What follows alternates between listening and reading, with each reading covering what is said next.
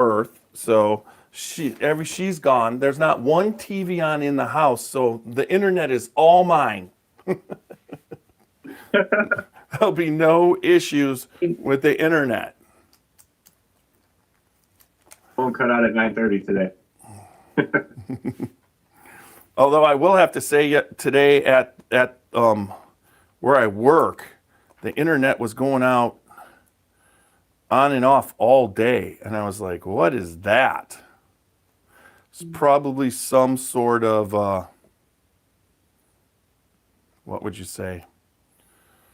All right, we're live on YouTube. Welcome everybody on YouTube. That looks good. I'm gonna check it real quick to make sure I'm actually in the I always set it up and think I'm going to be in the photo or in the picture because YouTube goes vertical for more views.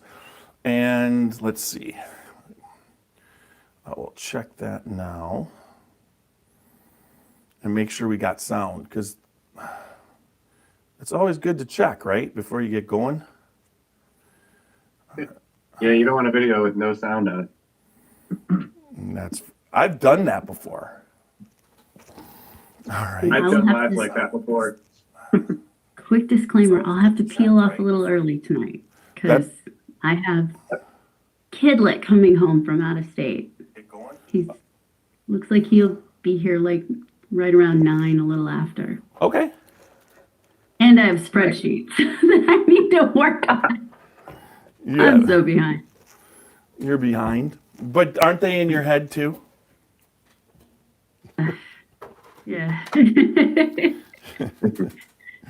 All right. All right. So it's 8:31. Let's we'll just get it going right now. And CT and if Supernational, if they jump in, they jump in, and we'll see what happens. Right. Welcome. I'll first do a real quick thing. For our sponsors, we are sponsored by Whiskey Thief Distilling Company in Frankfort, Kentucky, and also their tasting room down there in Louisville, in the Louisville area, the new Louisville area. Make sure that you stop by. It's a barrel pick all day, every day. You can't go wrong, and they're uncut and unfiltered just like us. And then we also are sponsored by the Spirit of French Lick, the William Dalton series, and all the things. Alan Bishop is the former master distiller there. All of his whiskey is still there. So when you're passing through French Lick, Indiana, make sure you stop in, say hi, tell them the Scotchy Bourbon Boys sent you, and pick up some of Bishop's whiskey and bourbon. And then also our sponsor, Middle West Spirits out of Columbus, Ohio. They are doing such a fantastic job with their brand new 72,000 square foot distillery. One of the cool things was Lux Row in we did Old Ezra number 7 on the last podcast, and Lux Row was talking about when they started in 2018, which means their Old Ezra number 7 is getting ready where it could actually be their distillate from the new distillery. But it was a 19,000 square foot distillery that they built there. And I'm just like, when you think about how big Middle West Spirits is and what it's going to actually play out to be, it's something that I think it's got to be one of the largest distilleries. I know it's in the top 10, but it's got to be the largest distillery outside of Kentucky. Or second largest. Maybe Indiana has a couple that are bigger, there. But other than that, I mean, it's amazing. So check out Middle West Spirits right now. Their original craft distillery is opened in Columbus. And if you stop by, they have an awesome restaurant, the Service Bar. Make sure that you eat there and get a tour and taste their Miquelon line of bourbon because it's fantastic and the distribution is nationwide. So check out Middle West Spirits. You can't go wrong. All right, so I got that out of the way. You ready to start? Here we go. Oh, that's crazy. I didn't put the actual, I will.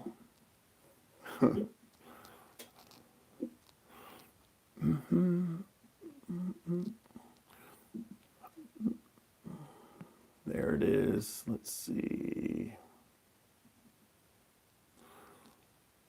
Dump that in there. It should be right there, right? All right. There'll be a brief ad and then we will go into our theme song and get this podcast started. So here we go.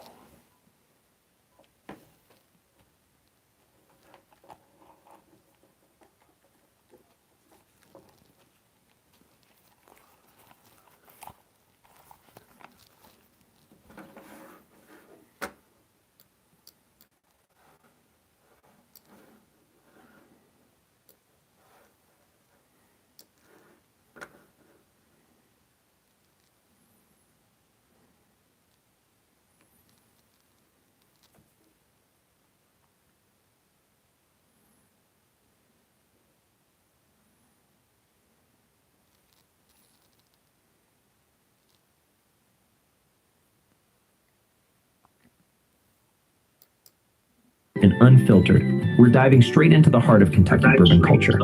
Let's get started.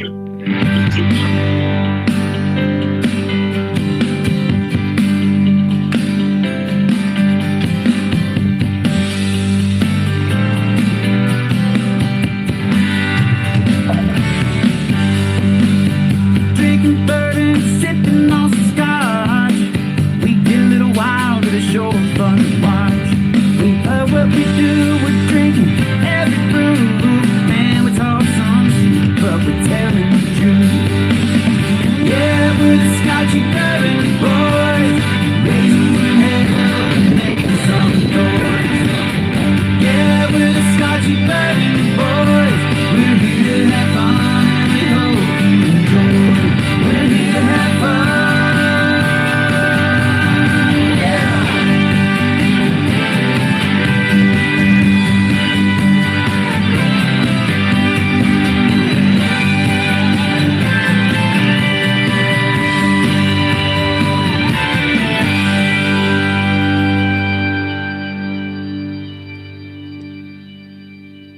All right. Welcome back to another podcast of the Scotchy Bourbon Boys. Yes, we've got two special guests in the house.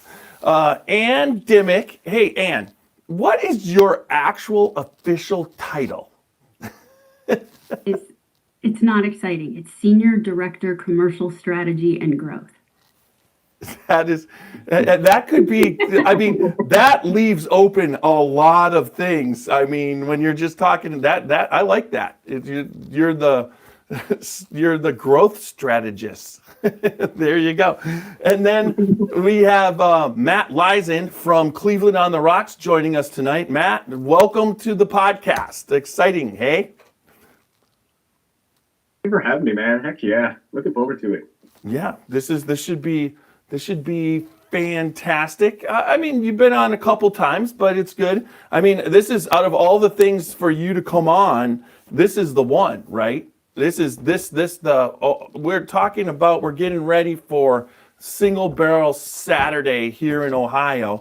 And this is the fourth one, if I'm not mistaken. I was trying to do the math, but I actually put up the third original, and I'm looking at my bottle of Old Elk, and it says 2022, and I'm like, 2 plus 4, 2 plus 4 equals, we're in 2025, but the 2022 counts.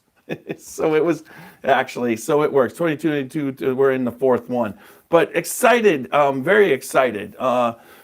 Quickly, everybody, www.scotchybourbonboys.com for all things Scotchy Bourbon Boys merchandise. You got Glenn's and you got t-shirts, or you can contact me direct for that. And then also make sure you follow us on Facebook, Instagram, YouTube, X, and TikTok, along with listen to us on anything like Apple, iHeart, Spotify. But whether you listen or you watch us, make sure that you subscribe, become a member anywhere that you possibly can, YouTube, whatnot, and then comment. We're on YouTube. We monitor the comments on YouTube and on Facebook tonight. We got Walker and Terry Dant on.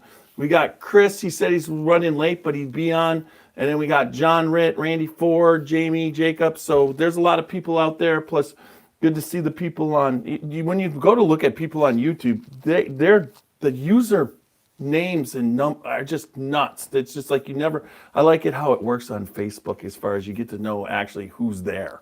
But anyways, thanks everybody.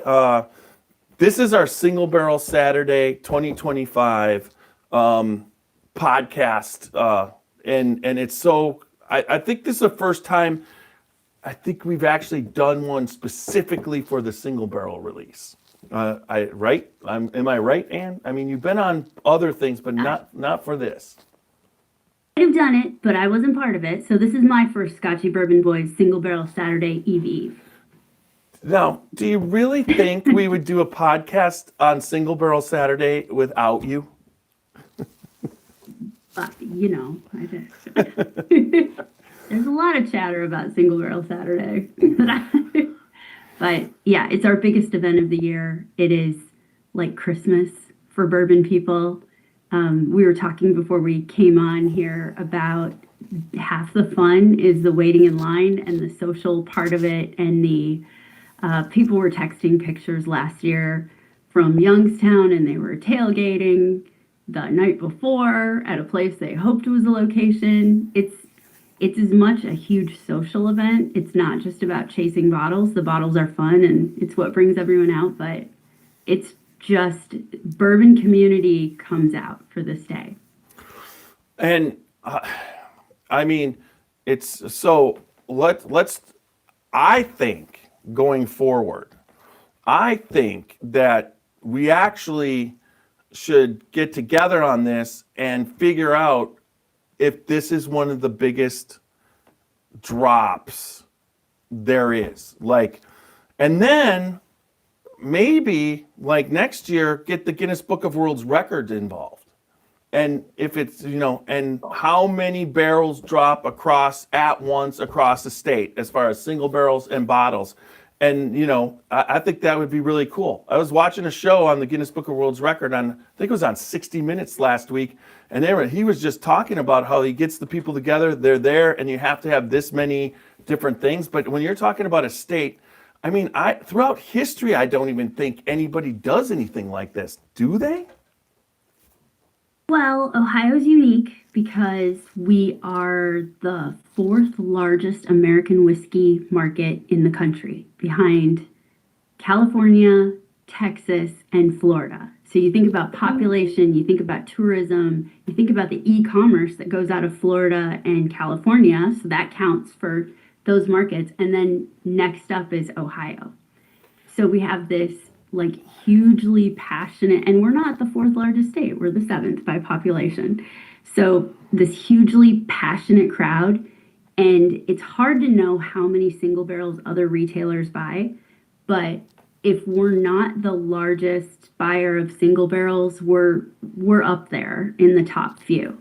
But the reason why we get so many great single barrels is because we have so many bourbon fans. And it's also when brands, brand ambassadors and master distillers come to Ohio, they're always saying, I can't believe the level of questions I get from people here. The knowledge base of the average bourbon fan in Ohio is very, very high, much higher than what you see in other markets. So, Yeah. And so like, it's even crazier when you think about it. It's Ohio, but Kentucky, how is, you would think Kentucky would be there in one of the up there, but what I could say is the difference between the bourbon market here in Ohio is the people that are buying and chasing the bottles.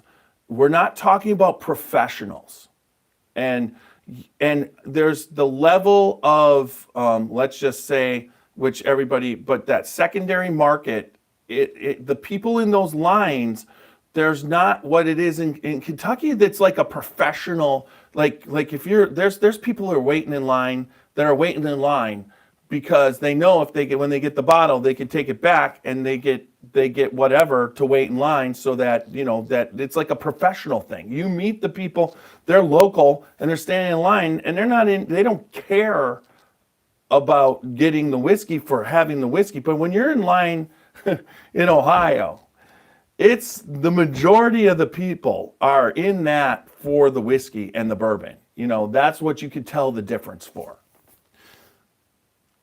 And drinking bottles, meeting other people and sharing it with the people in line. Like, it's just fun to meet new friends and hear. It's like one of the best days of the year. Like, it's so fun. It is so social. And I've never actually waited in a line in Kentucky, so I'm not sure what they're like. But the Ohio lines that's half the fun. There's fun in Kentucky, don't get me wrong, but there's a level of people who are doing it that you meet that are there, and they're just like, I'm here to get the bottle. That's it. I'm not here to get the bottle to drink it or to share it or whatever. They're here for the bottle for that reason, and they're just way more what would you say? It's just a much more professional thing. And even some of the I've had a lot of times the collectors, because they live in Frankfurt and there's so many distilleries, their collections, it's almost like they're professional collectors. Whereas I know a lot of people, I know that exists here in Ohio, but usually I don't run into them in line or run into them here in Ohio. Whereas I'm always running into, that the people who are getting the bottles to get the bottles. And we got CT joining us. Hey, CT. Trying to figure out what the hell my camera keeps doing. It's doing that autofocus thing. It's a new feature of in Zoom. and out. And Oh, yeah. That should be good all night. I'm looking forward to that. Zoom in, zoom out. Don't move. It's zoomed in. literally, like, that's the dumbest thing ever. What the hell Is is that that? on? Do you got an iPhone? Did you get the iPhone 17? What? No? Yeah. I'm getting it. Mine's coming any day. I can't wait. It's supposed to be. Though I would have to say, if that's an iPhone 17, the quality of it's really up there. I mean, literally, I feel like it's no different from any other iPhone I've had. It's No, I'm looking at the quality of what your studio is and what it's picking up, and how I can see the writing on the bottles. It's detailed, nice. it zooms back in or out, and then Well, it hasn't done it. It hasn't done it since. I mean, it's staying where it's supposed to stay. Probably turn that off. I think you can, but now's not the time to figure it out, right? I brought my Willet bottle just for the single barrel Saturday. The Willet bottle, the only Willet bottle I have. Nice. That's pot Zoom still. on. I've got lots of Willet. I mean, I got pot still. I got Noah's Mill. I got Rowan's Creek. I mean, it's like they make what is it? Pure Kentucky too. I think I had that too. But Anne, the bottles that are released, that you guys have gone through and released. I mean, I'm excited.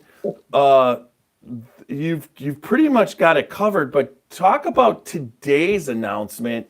And so one of the things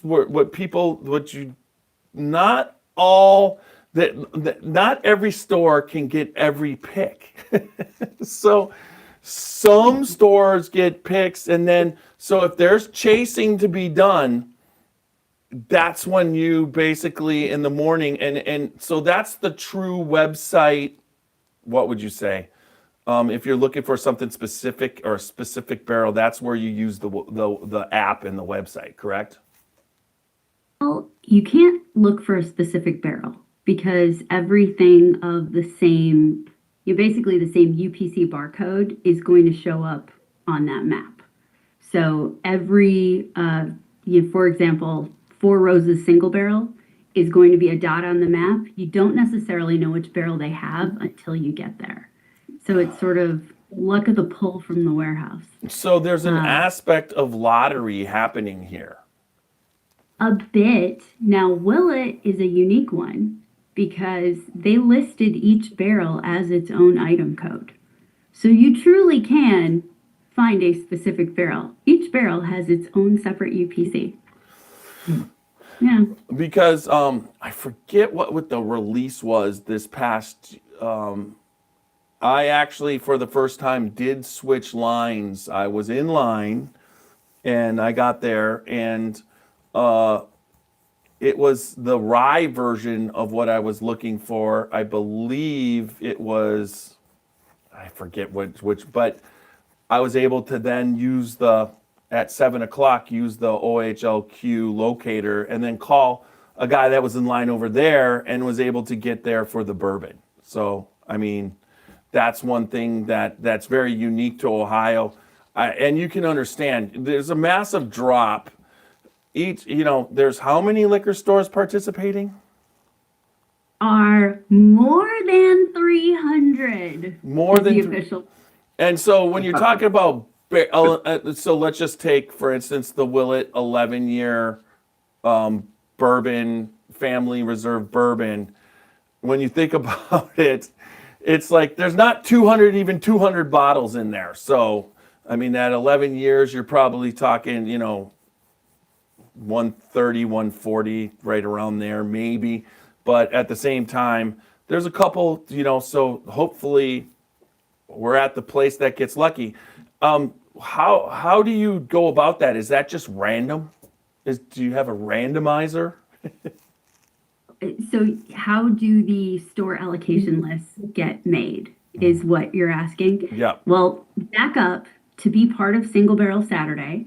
The stores all got an opportunity at one time. They got this massive survey and they were asked, what sorts of things would you like to host? Would you like to do regular barrel releases, the ones where they just come and you put them out for sale when they arrive? Would you like to host events, master distiller tastings, bottle signings, all that kind of stuff?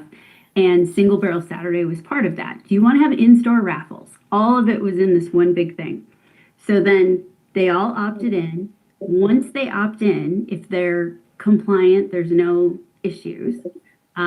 They attended a 1-hour training and then they filled out an email afterwards like, I've been to training, I understand what I need to do. Don't sell the bottles ahead of time. Don't tell everyone I'm a Single Barrel Saturday store, all of that. And so then that's how they become a Single Barrel Saturday location, which this year is the most we've ever had, more than 300. So then once we have all of the locations, at the same time, we're also throughout the year, we're selecting barrels. And generally suppliers, will say, what type of release would you like to do? Do you want to have where we announce it on Monday and ship it out? Do you want to have your master distiller come to town?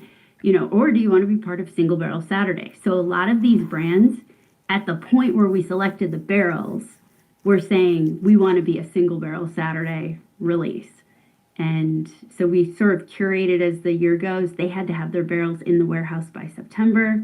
So we kind of bring both those things together, total barrels, total stores, and then we start going through. And so you'll see patterns.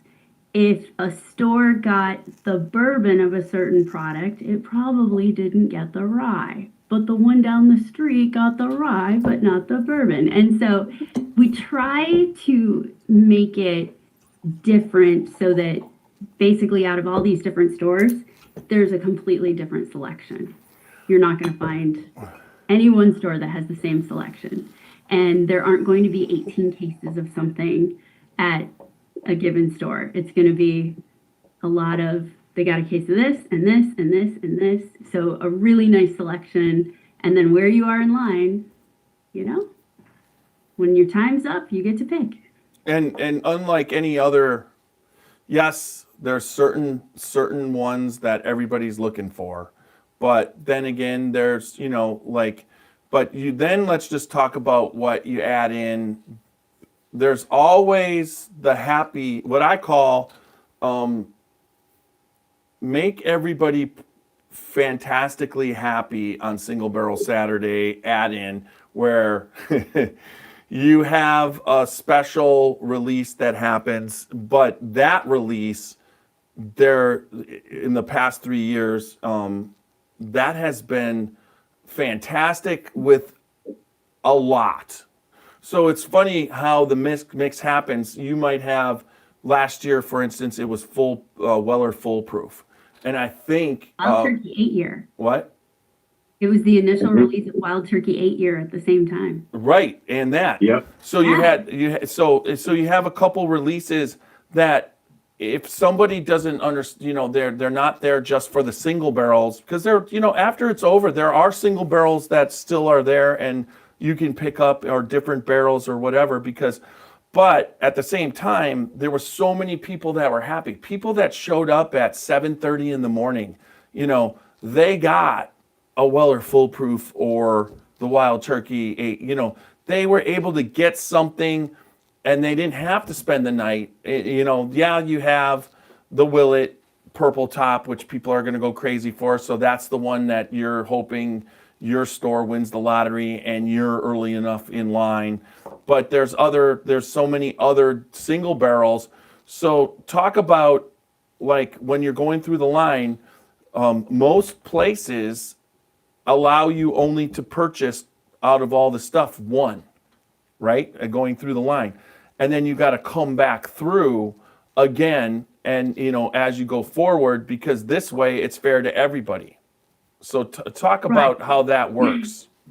Because otherwise, the first person could just clear out everything. That's not fun. Most stores do let you loop. I haven't heard about many stores that don't. Usually there's enough people there where, you loop through and then you can loop through again, that sort of thing. But it's up to the discretion of the stores. But that's what makes it fun. And you mentioned the Willet, but we had Willet, was it 2 years ago, I think? Maybe, I don't think it was last year.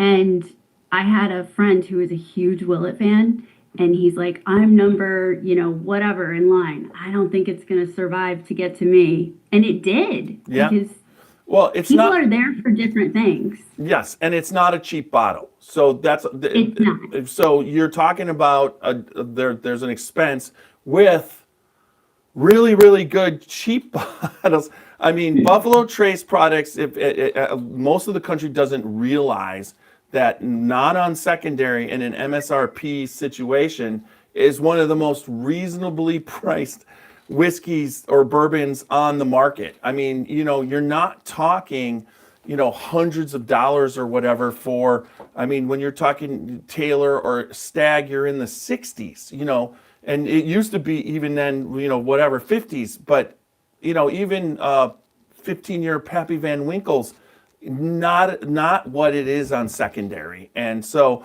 those are the great things about going through these lines, is that you're going to get what you're going to get what you want, and then the scavenger hunt happens, right? Because if you find out where the other places are, and if you might not put the different barrels, but people will talk and you'll be able to find out where the different barrels are. Right. That's kind of the fun of it too, as the day is going on and people are in line and they start getting bottles, is they start talking about those gems, those ones that you may have been looking for this, but hey, there's this that's really, really good out there. And this year, so far, there's a pretty broad range of product price points. I was shocked to see 15 barrels of Dickel. I think it's 15 of them. So It's a good price point for a 15-year, but it's also proof down. It seems like a decent amount, but it's very close to barrel strength. So they have like 6 different labels, basically, because their barrels lose proof as they age because of the dunnage style warehouses. Those barrels, couple things, the yield is actually relatively low.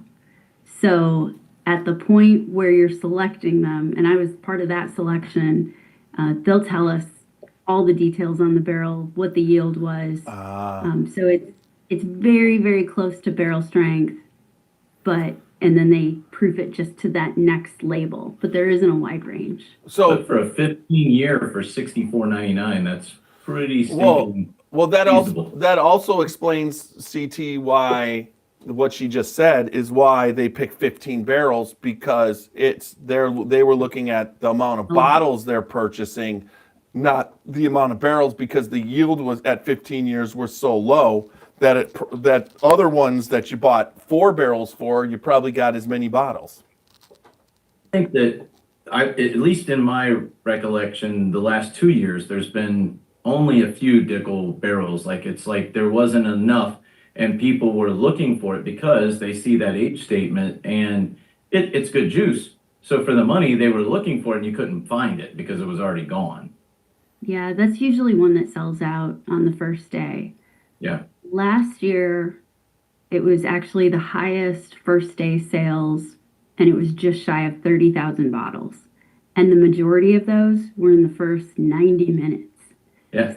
It's, usually stores open at 9, and by 11:30, everybody's like sort of headed back and maybe hopping around different places. And I can tell you, when we had the Willet before, some of those bottles survived to Sunday.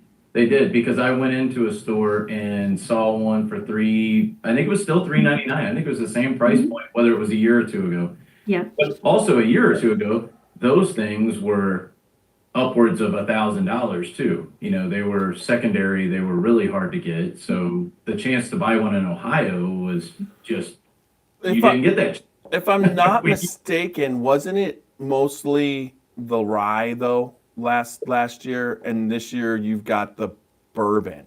I think, because I don't remember having that. I remember saying, I'm not, you know me and rye, although it's after 80 ryes in a row that I like, I guess I like ryes. Speaking of rye, real quick, Anne, you did get your Wendy package? Wendy package? No, the Archer and I don't know. Archer and Eland. No. Oh, okay. Well, I'll share some with you when after that. I'll share some with you the next time she put out the little sample packets. Oh, I know she's going to be debuting her bottle pretty soon, so it's pretty I'm cool. Really excited to see it. So Andy, real quick, so you've been involved on some of these barrel picks, not all of them, right? Me too. Not every single one. What are you most excited about in this barrel release on Saturday? What is the bottle that you are most excited about? And I'm looking at my lie, Anne. Lie. Yeah. Let's know what Anne, because not everybody is Anne's palate. So No. what Anne say is like, man, that was so good. I wanna that's one to go look for. Okay, so Augusta Distillery was amazing. Oh, And It is. yeah, That- what- Buckner's 10 years, the Old Route 8, and then also Dark Arts. I hate to be, the basic girl, but they're so unique. We've got 4 single barrels. That's actually, I went looking to see if I had anything single barrel Saturday, and I have my, there, it's not showing, my little sample from the tasting. And I have a toasted Japanese Mizunara oak. You won't go wrong with any of those barrels. They're fantastic. There is one horse soldier barrel. There are very few horse soldier barrels sold. And I did not pick this one. Some people on my team and that I work with picked it, and I did get to try a sample of it. Holy wow. They did it. Like, where did you find this? So that is going to be, I think that's going to be a sleeper that people might go past. 10-year or 11-year-old? Oh gosh, I'd have to 10 or look. 11 years old. Yeah, it is pretty high proof. Yeah. The Frey Ranch, that was such a fun barrel pick with them. And it was, Colby was trying one of them and he's like, all right, this is a banger. They basically sent some samples. We couldn't arrange to go out there in time to get the product here for Single Barrel Saturday. So they sent like this giant box of samples, and we got it down to maybe 3 or 4 of the you know, like the bourbon and the rye and sort of tasted through and said, okay, what do you think between these? And so they actually kind of came alongside and helped with those. That was really fun. The Knob Creeks are so good. I'm so excited about this lineup. Pursuit, amazing. Are you trying to make us broke? I'm sorry. We've named all of them. What? I haven't. What? That's pretty darn close. I haven't named them all. No, you haven't, because you're making sure you don't name the two that are being, or the ones being announced tomorrow. So She's totally skipped around my question. She's named everybody. I yeah. haven't named everybody, and now I'm feeling bad for the ones I haven't named. But they're Ryan and Kenny win the award for absolute best short that you posted for the OHLQ. That was by far the best opening of like, hey, we're going to be part of this thing. And being John Madden and doing that little thing that Ryan was doing was hilarious. Did you see their video from last year? I know I did, but I don't. I will send it to you. Last year was unreal. So they're a lot busier now because they've got the new location and all of this kind of stuff. So that was amazing, given how busy they are compared to a year ago. I mean, last year's was unreal. It was so good. And again, what a price point for what that bottle is. It's what, $64.99? I mean, there's some really good pickups for some, value if you're not looking to spend $399 or whatever. There's some great bottles for the price. There is something in every price range. So what was your favorite overall, since you avoided the question? Overall best thing, what was it? But I'd have to try them again, side by side. Oh my God. I mean, it's so hard. Like, what do you feel like on any given day? Because all of those different bottles have a different personality. There's a lot of open bottles at my house, but I don't necessarily grab the same one like all the time. This feels like a. So I tried from the Ohio Craft Whiskey Fest the Dietrich Single Barrel. Yeah. So good. Yep. That one has been poured for friends. It's fantastic. They've contacted us and want to do a podcast, and then also we're going to go down there with an experience, because that place is an experience, right?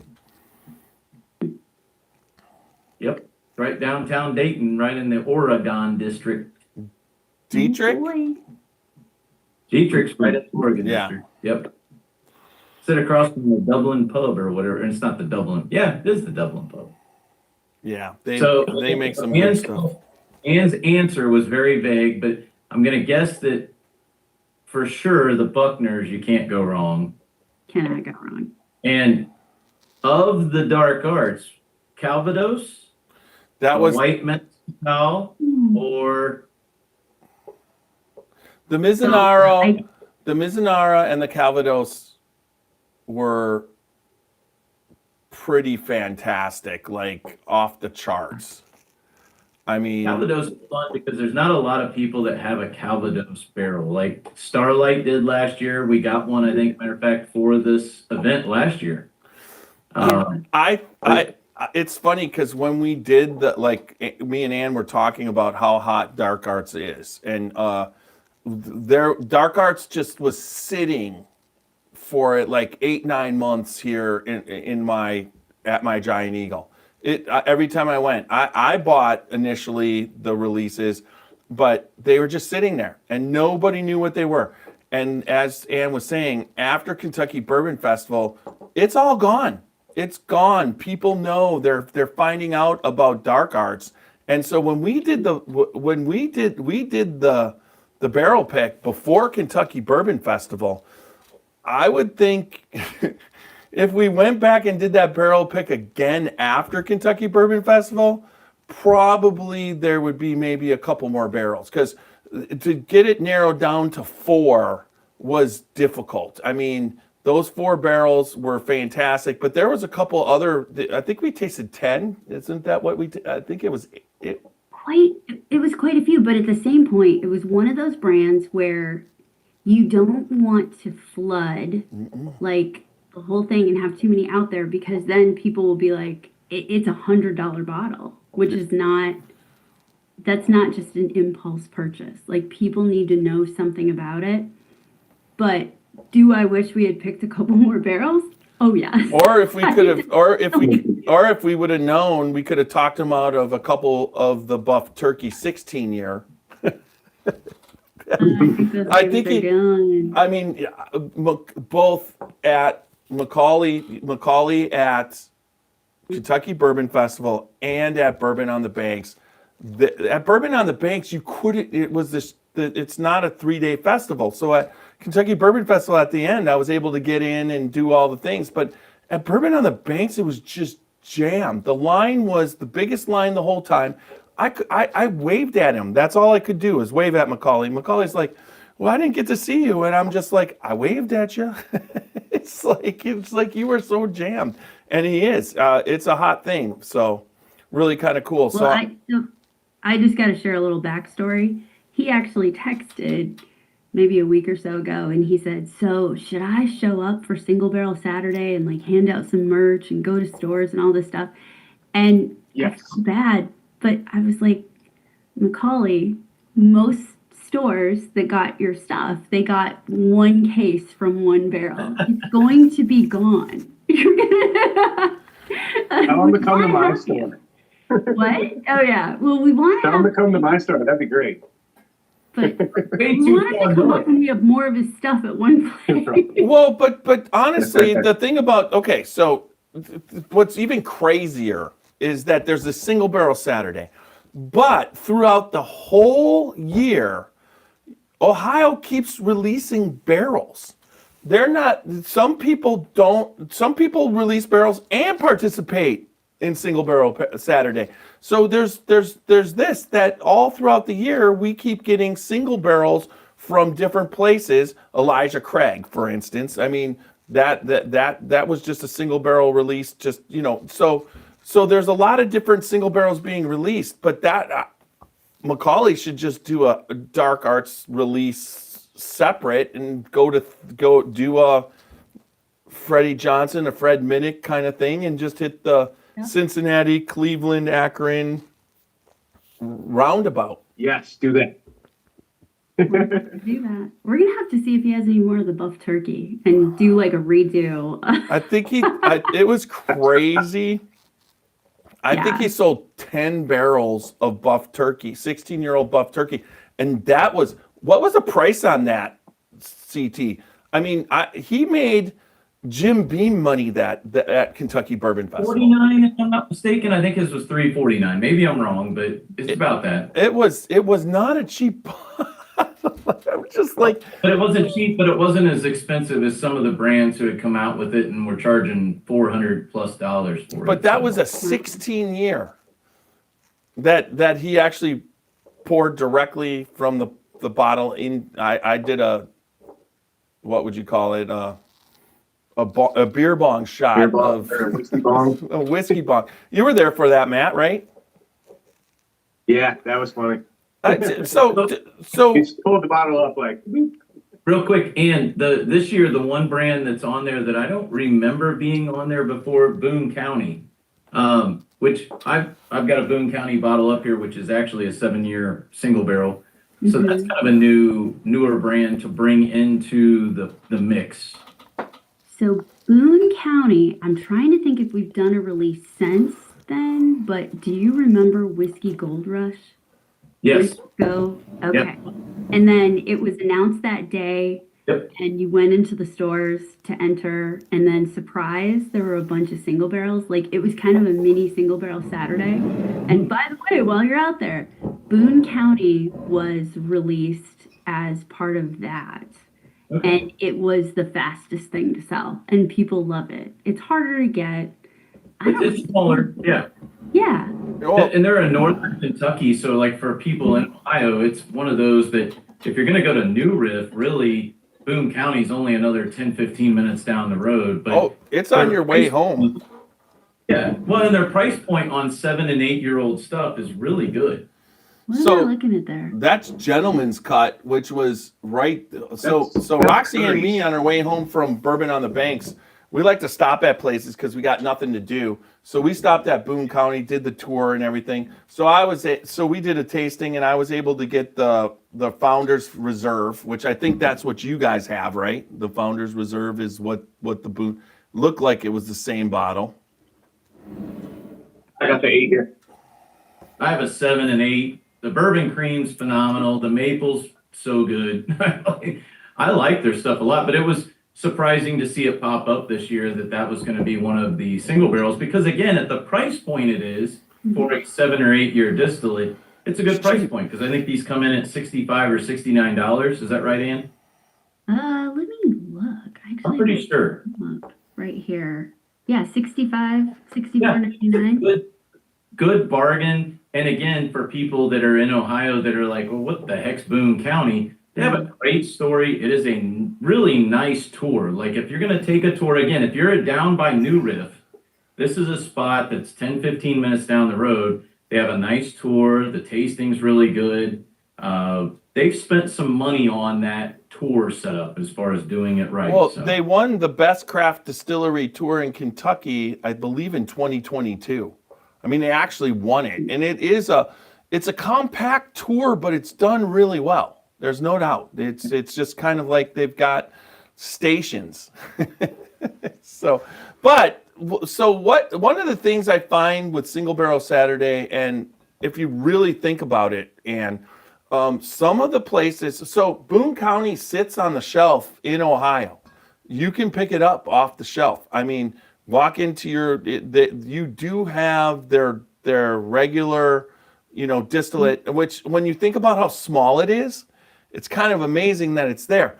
But a Single Barrel Saturday is their chance to get people to start to recognize that bottle, because I think the hardest part, when you bring up Freddie Johnson from Buffalo Trace and the big, huge crowds and everybody, whatever, it just makes that name brand recognition that anytime Buffalo Trace is on the shelf, like if you get enough and their Buffalo Trace hits the shelf, people just buy it off name recognition. But there's some of the brands that don't have that. They just kind of hang out. And the only thing that's stopping it isn't the quality of the whiskey. It's the person has no idea what it is. And this Single Barrel Saturday is such a great thing for people to start to get a chance to know what it is. Because honestly, I don't think the state of Ohio releases any bad barrels. And that's the next thing that we need to talk about, is talk about how you guys set up your team to pick these barrels. Because you're part of it, and being on a pick with Anne is a special thing. It's like being on a pick with Wendy Bevan. When Wendy's on they both can express themselves in unbelievable ways of what they're tasting, and they can actually do it better than most people. And then when they do it, most people can open up and know what they're tasting a little bit better. But Anne, talk about how you guys assemble the teams to pick this out. It's not just mailing it in. Oh, no. So, and to put me in the same category as Wendy is the most flattering and least true thing ever. Because true. When I'm on a barrel pick and Wendy's joining, I just sit back because I'll type the notes. You go, Wendy. She is amazing. She's an amazing blender. She's got a brand coming out. I'm so excited for it. That being said, so how do we do these barrel picks? Because so we've got Single Barrel Saturday. We're actually scheduled into February for barrel releases already. It's just huge. So you can't have one person going and picking all of the barrels. So as a team, we have a group of us, and generally there's a few people from the team. So we sort of divide it up. And then we usually invite people like you guys.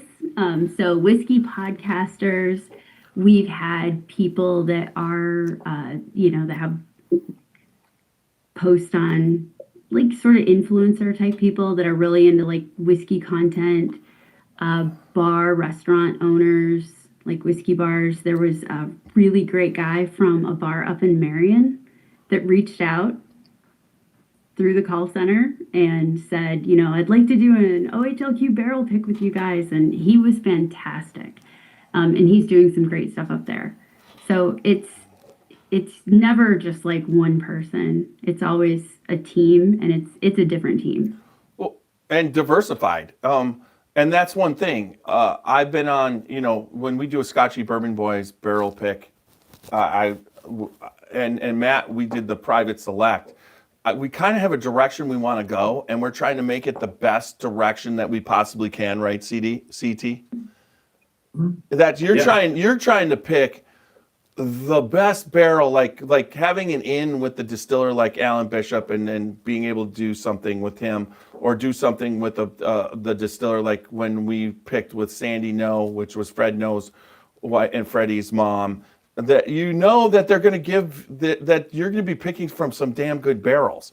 You know, it's like, so if you're picking with the certain people or picking for the state, but the thing is when you're picking for the state, it's a whole different ball game, because you're not picking to get your best barrel. You're picking to pick for everyone and all the different palates. And some people like not sweet whiskey, and other people love sweet whiskey, and then other people like, you know, they like finished stuff, and whatever you guys are picking for everyone, and that's not quite an easy thing. But one of the things where I give you a compliment, Anne, is you do understand what the drinking whiskey people, those different types of people are, and you're able to kind of understand you're trying to pick good whiskey, correct? I mean, there's no doubt you don't want anything wrong with it, but some barrels you might not like. You also know there's a lot of people who like it. So that's like a unique thing too. That's why you have so many people on, right? The diversified thing. Yes, because, and also some days, like one person's palate can just be off. And if you're sitting there and you're like, I think this one's terrible, and you've got a room of people that are very accustomed to picking barrels, and they're all saying, you are lost your mind, this thing is amazing, then that's really helpful. But picking a barrel as a group or as a restaurant is infinitely more fun. Yeah. Because if you're only going home with one, and the discussion and the arguments and there's nothing more fun than that, about deciding what is the best barrel and what defines best. But for what we do, we're trying to find the best barrels that are, you know, maybe one is like a best of the regular product, and maybe another one is just like total candy and cotton candy and clouds and fairies, and another one is like, I think we had a tasting note where it's like walking into a room where the music's on blast, and it's music you happen to like. So you're into it, but you weren't expecting that. I mean, it's always different. You want to pick a bunch of good barrels, but good for different reasons. So it'd be like going on a Basil Hayden barrel pick. Barrels? Yeah, I don't think they do. I know they don't, but just imagine going on one, because Basil Hayden is just designed to be as fluffy and mellow as you can, as a bridge. I like to call it a bridge bourbon. But if you went on a barrel pick, one of the coolest barrel picks the state of Ohio ever did was the Makers. The Canadian Club. No, not Canadian Club. Why am I? Crown Royal. Thank you. The Crown Royal pick. I'm like losing my mind. It's like I'm just blurting out names. Every year I wait for those Crown Royal picks to come out. Oh Every my year. God! They're sleepers. They are total sleepers. Everybody has no clue that for $59 how good those bottles are. But you guys, now when you do that, do you go up to Canada and do those picks, or do they send you the stuff? No, I don't even know that they have a visitor center. But I wouldn't want to go to Canada at that time of year to pick those barrels. Anyways, Well, we may have just picked some Crown Royal barrels, but those would be like a 2026 thing. But they February. actually send samples and they send people from the distillery. kind of like So what it- Old it- Elk did. It's not just like it's not just a FedEx box. Like, here you go. It's usually they'll send somebody who's very knowledgeable on the brand. Who knows what they're doing? Yeah, just like the Old Elk. We actually had Greg Metz on the pick, and then they also had their brand ambassadors and everything, and they brought all the samples, and they were very, very, what would you say, scientific with what we were tasting, right? And that's another brand that's a total sleeper. And I feel like because we had so much access to it in Ohio, maybe we didn't appreciate it as much as some other markets where it's a little harder to get because it's fantastic. Old Elk, are you talking about? Yeah. Okay. The cigar blend is fantastic. Oh my God, when we did that pick, yes, and that was crazy. Plugging in my computer. Don't But mind me. I'm still here. I'm just plugging it in. so You can keep talking. Super Nash asked the question, Anne. The question was, has anyone asked Anne how many total barrels are being released in Single Barrel Saturday? What is your total throughout the state? We say in the marketing. I don't think we usually say, It was over 300. we don't usually, it's over 300 locations. Yeah. But I have to look and I don't want to misspeak. It's over 100. It is over 100. The very first year was 96 barrels. Okay. And then I think it grew. Is this year the most? This year, the most barrels that we released was actually the second year. The second year. That makes sense because I remember there was a little bit, you probably thought based off of what was on the shelf for a while. Well, for instance, that 2022, when the Old Elk was released, I was able to get another bottle of the Armagnac like 4 months later, and I was happy to be able to do it. I did, that's the kind of thing that was there. But your goal is not to have stuff sit on from Single Barrel Saturday to sit while you have more single barrels to release throughout. So the goal is that balance, correct? It's really meant to be a curated selection that has a wide variety, but not over selected. I think the very first year, we put it together so quickly the first year. It was really amazing. The whole thing was put together in like a week. And and then we'll reveal a new barrel every day. And they're like, you want to do what? And then we'll reveal the locations. And it was so fun. But then the second year, we had a lot of brands that came to us that wanted to be part of it. And we extended the time, and we were doing like 2 different reveals a day. And it was just so much. There was a lot of fatigue. And so it sold a lot, but also we had a lot left over even a month later. So then last year and this year, we've gotten really, okay, are you willing to do a video to release your barrels? Like, are you going to partner? Are you, now, does this kind of fit into a different, niche than this other one? Because you don't want things that are really similar. So there's a lot that goes into it, but it's just 12 days of countdown. And I mean, we keep it kind of tight. Yeah, and really, you guys have done a great job. I have a question for you guys, though. Okay. Uh-oh. So, of the barrels that have been released so far, you show up, aside from anything yet to be announced, what are you picking? You get to pick one. And this store has everything. Everything? Everything. Well, Add do everything. you answer it like Anne Dimmick would answer it, or Hey, you can. Hey, CT, I give you permission to answer with favoritism. I mean, there's 3. There's 3 for me. What about you, Matt? What are you thinking? I'm looking for 2 of the dark arts specifically. Mhm. What was the one with the candy one? The first one that you told me on Tuesday, because you named off all four and you were reading them off. And I wanted the Armagnac one, and there's a second one. Hold I don't on. remember what. Here the we other go. one was. You don't. I got 'em.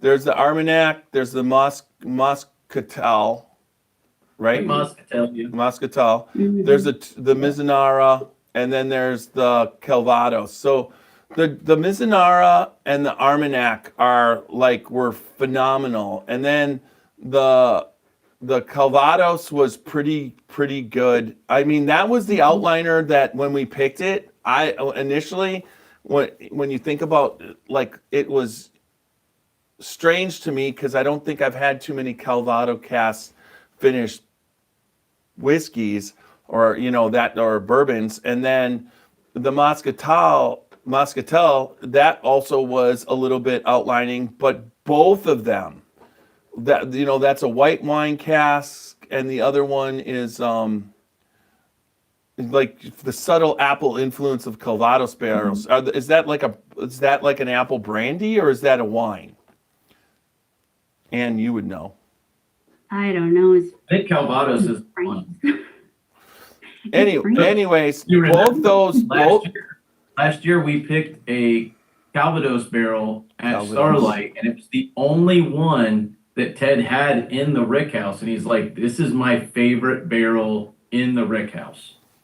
And we for OHLQ. And that is another brand that flies under the radar. I'll still ask you this. Radar.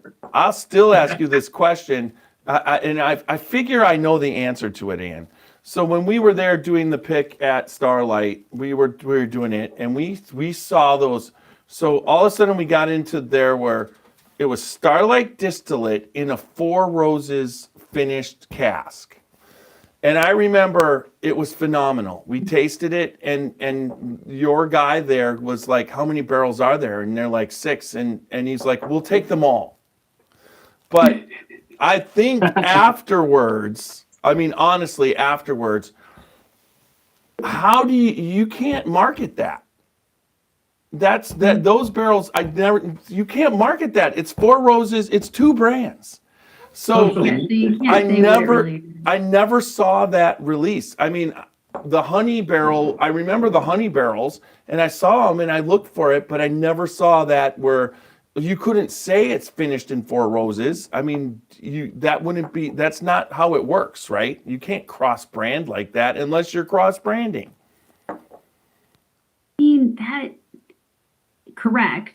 And also, that is the most fascinating thing about the bourbon industry and all the connections and and it's not anything nefarious. It's that like a lot of the distilleries really do get along with each other. They're not competitive. They're in it to help each other. And it's very much like the bartending community. Yeah. It's hospitality is very much looking out for each other and pulling for each other. Right, but at the same time, just think about that. In my opinion, that's a marketing disaster. Four Roses mixed with Starlight, and then trying how you put it in the bar. You know what I mean? Can't do that. It just Yeah. because you're using Four Roses to sell your Starlight, and Four Roses is a much bigger thing. It speaks volumes for what the industry is right now, though. I mean, we are in an industry that is secondary finishing so much, blending so much that even a brand like Starlight, which is a grain to glass brand,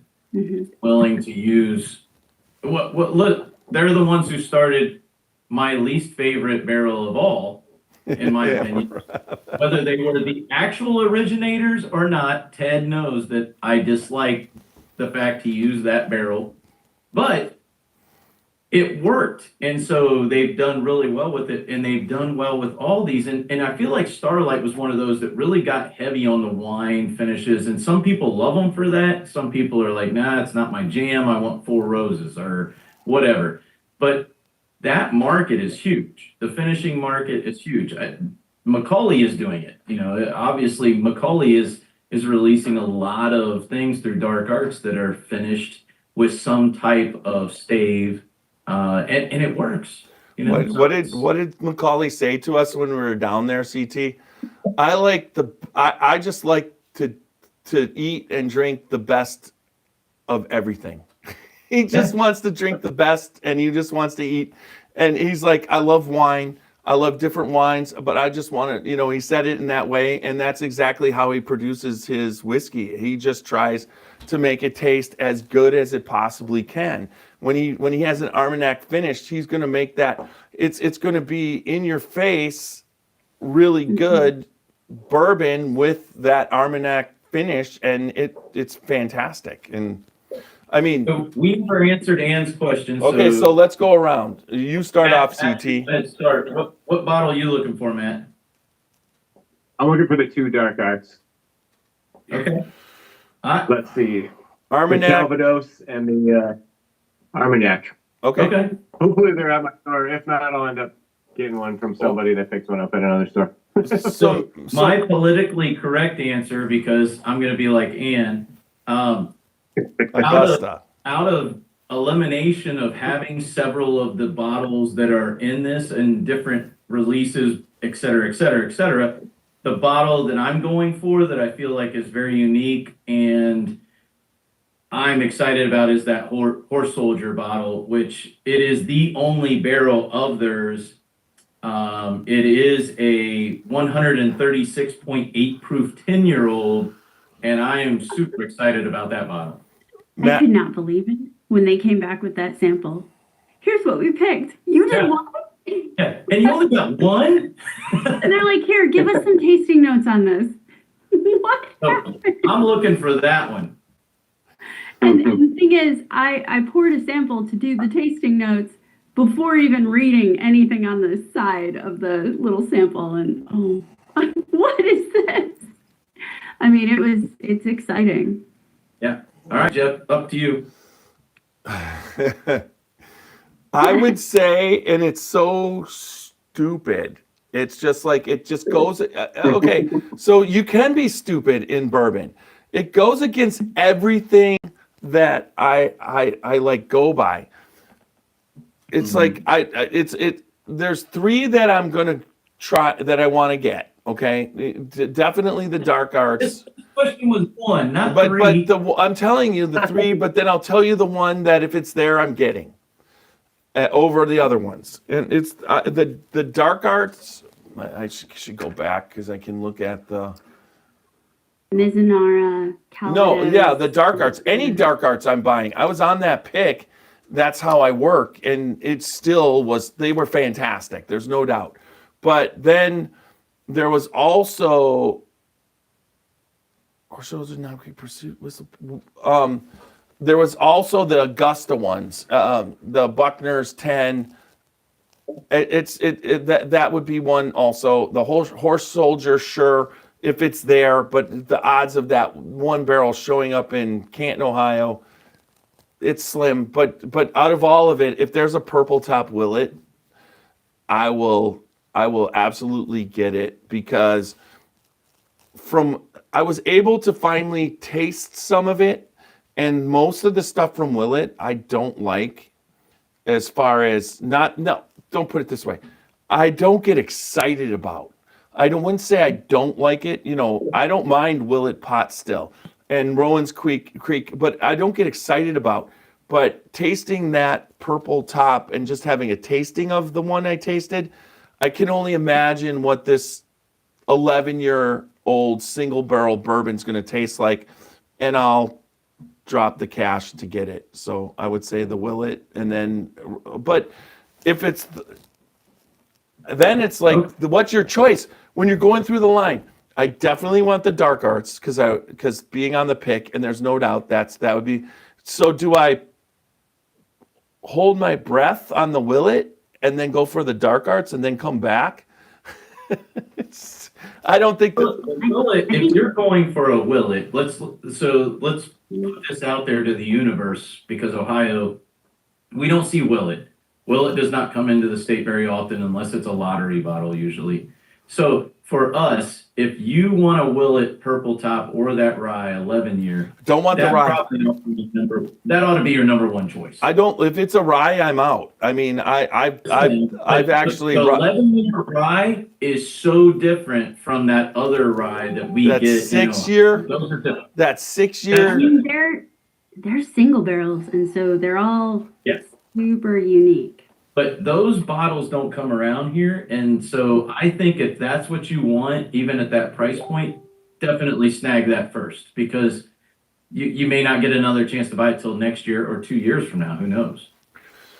Yeah, I would definitely do that. Is there anything on there with Andurana this year? No, hopefully they send it all back down to Brazil. Come on, Chris. Oh, do we have any? You knew I was going Andurana? to ask this. Is there No. any Andurana bottle being released this year? Oh, that's the OHLQ ever. I'm so sad. I'm so sad. Hey, Matt. I I have some guarantee in my house. You can have. there might be a Rio on the shelf when you're there.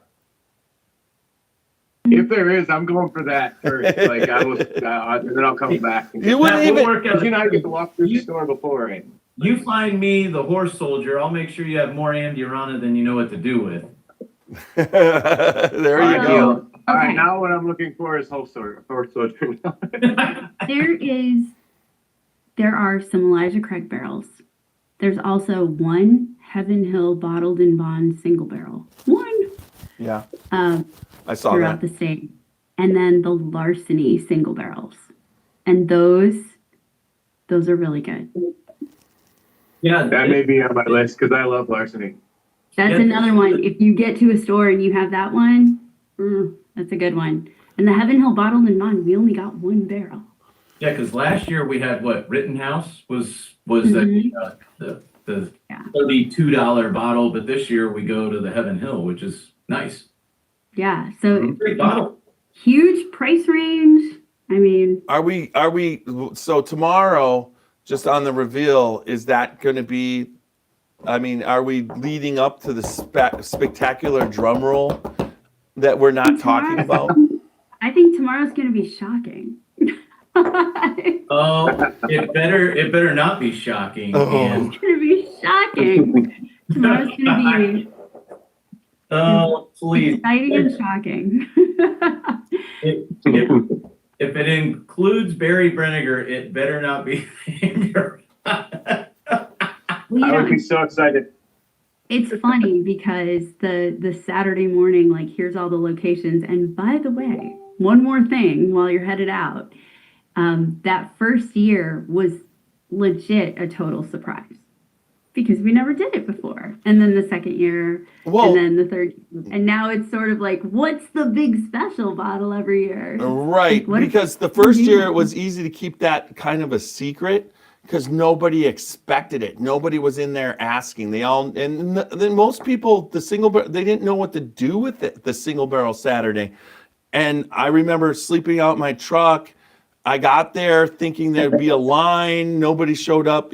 People now and it used to be, then all of a sudden, but now people are showing up freaking at 9:00 in the parking lot the night before, not 3:30 in the morning when the first person came for that first single barrel. So, I mean, it's a whole event, and that's really kind of cool. There's so much out there. There's so many locations. Every location has a different selection. And we really do work hard to make sure there's a great selection at, like, oh, you got this. And now this one has this. And Well, there's a lot that goes into it. And hopefully a lot of people are happy. Well, most people are happy by the way, because everybody knows that's there, and that's where you supply the lines. And it's always something that people can't get regularly right on the thing. So I really think, from the standpoint of that, even when we were at Kentucky Bourbon Festival this year, the first day, the lines were long. It's because they didn't realize how many bottle people were coming to Kentucky. It used to be like 40, 60, 40% bottle people, 60%, and the lines still were there, but it wasn't the majority of the people. I think this year, wouldn't you say it was like 65-35 people were there for, and they made it adjustments, but they didn't make adjustments for that much of a switch.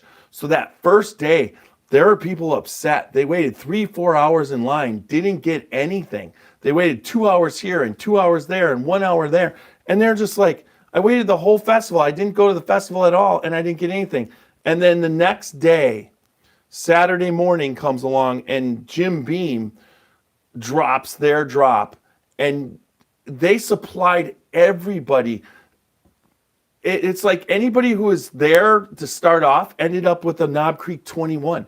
They saved the festival, because after that, they were just happy they got something. And that's kind of like you guys, that's something you already know, because here in Ohio, to have enough for people that just kind of show up, and then you have all these single barrels, so some people aren't just going to get, I think we're getting to the point with certain special releases that a lot of the people who go in line have gotten a lot of those special releases, and they have a couple, because Ohio for the last couple of years, for instance, when you're talking about the Weller collection, people have a couple of them because you've made them so available, whereas now they might let that go to get a dark arts, and so even more the average person's going to walk in and get something special. So I really think that you guys got it figured out. We have so many locations this year that you can start at one and hop to another. So there's a lot. Yeah, It's and gonna be on Saturday. I have one last question, because you're probably getting ready to leave.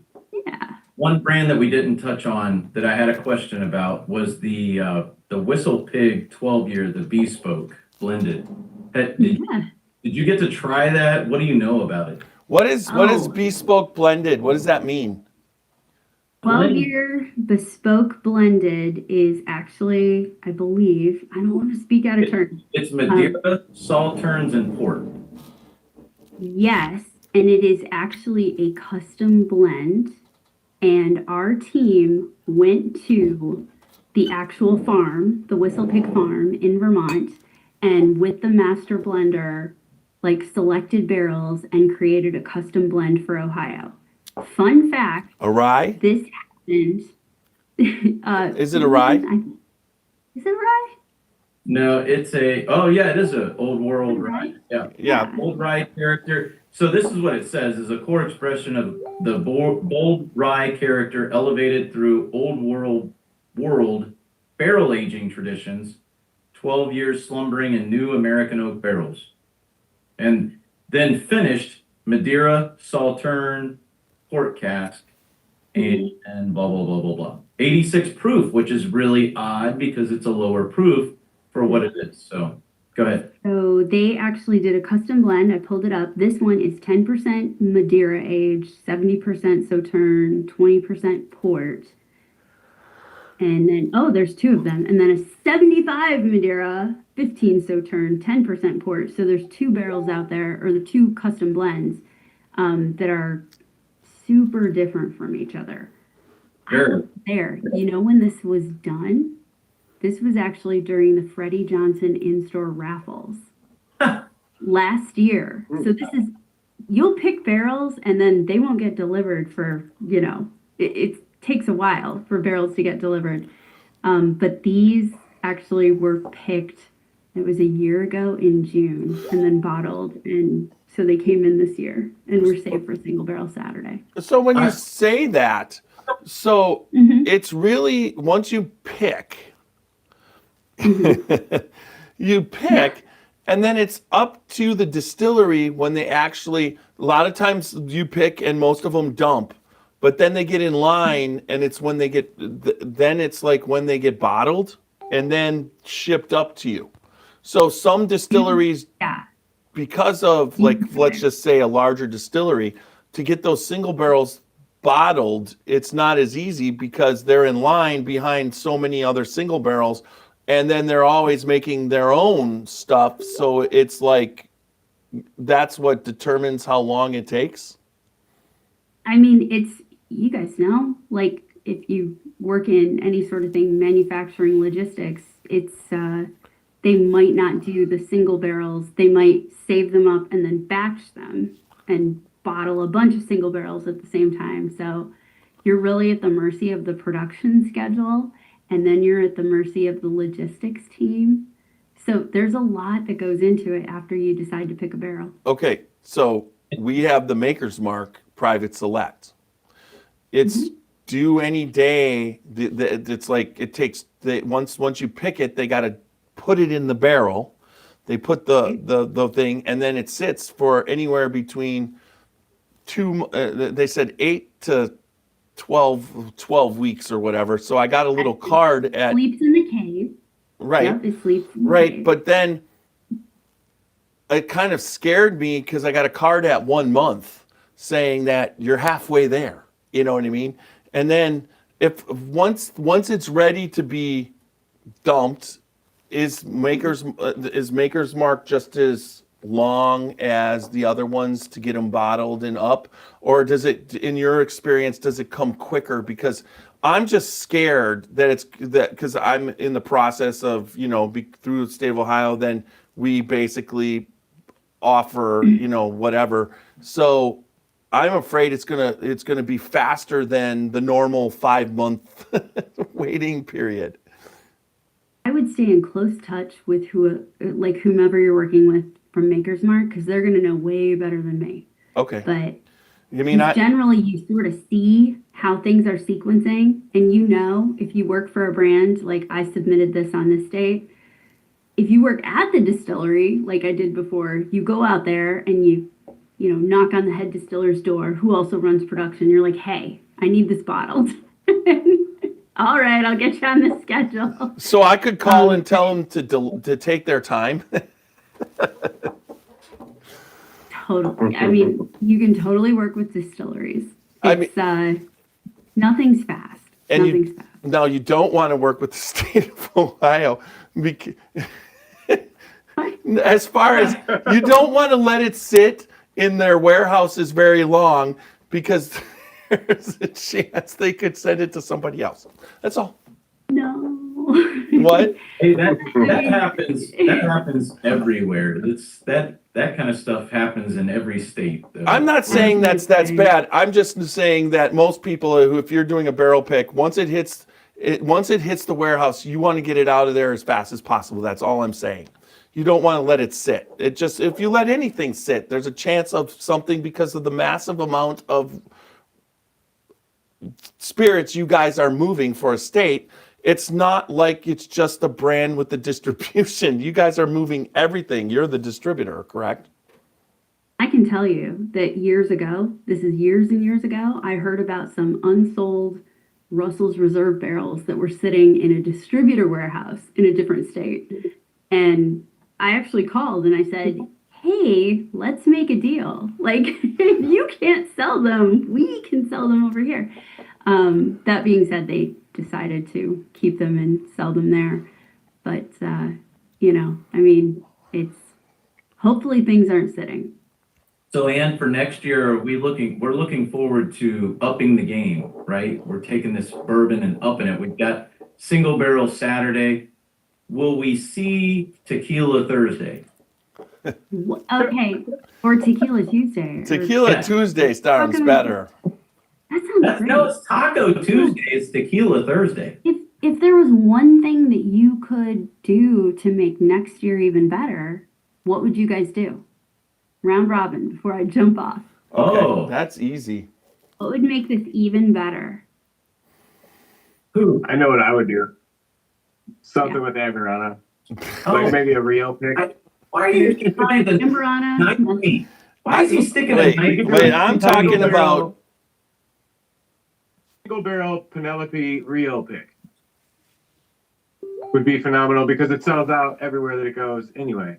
On a single barrel Saturday, if you had a single barrel of it, and you can lower and higher the honey to Amberana level in it when you do a single barrel, because they have different ages when you can pick them.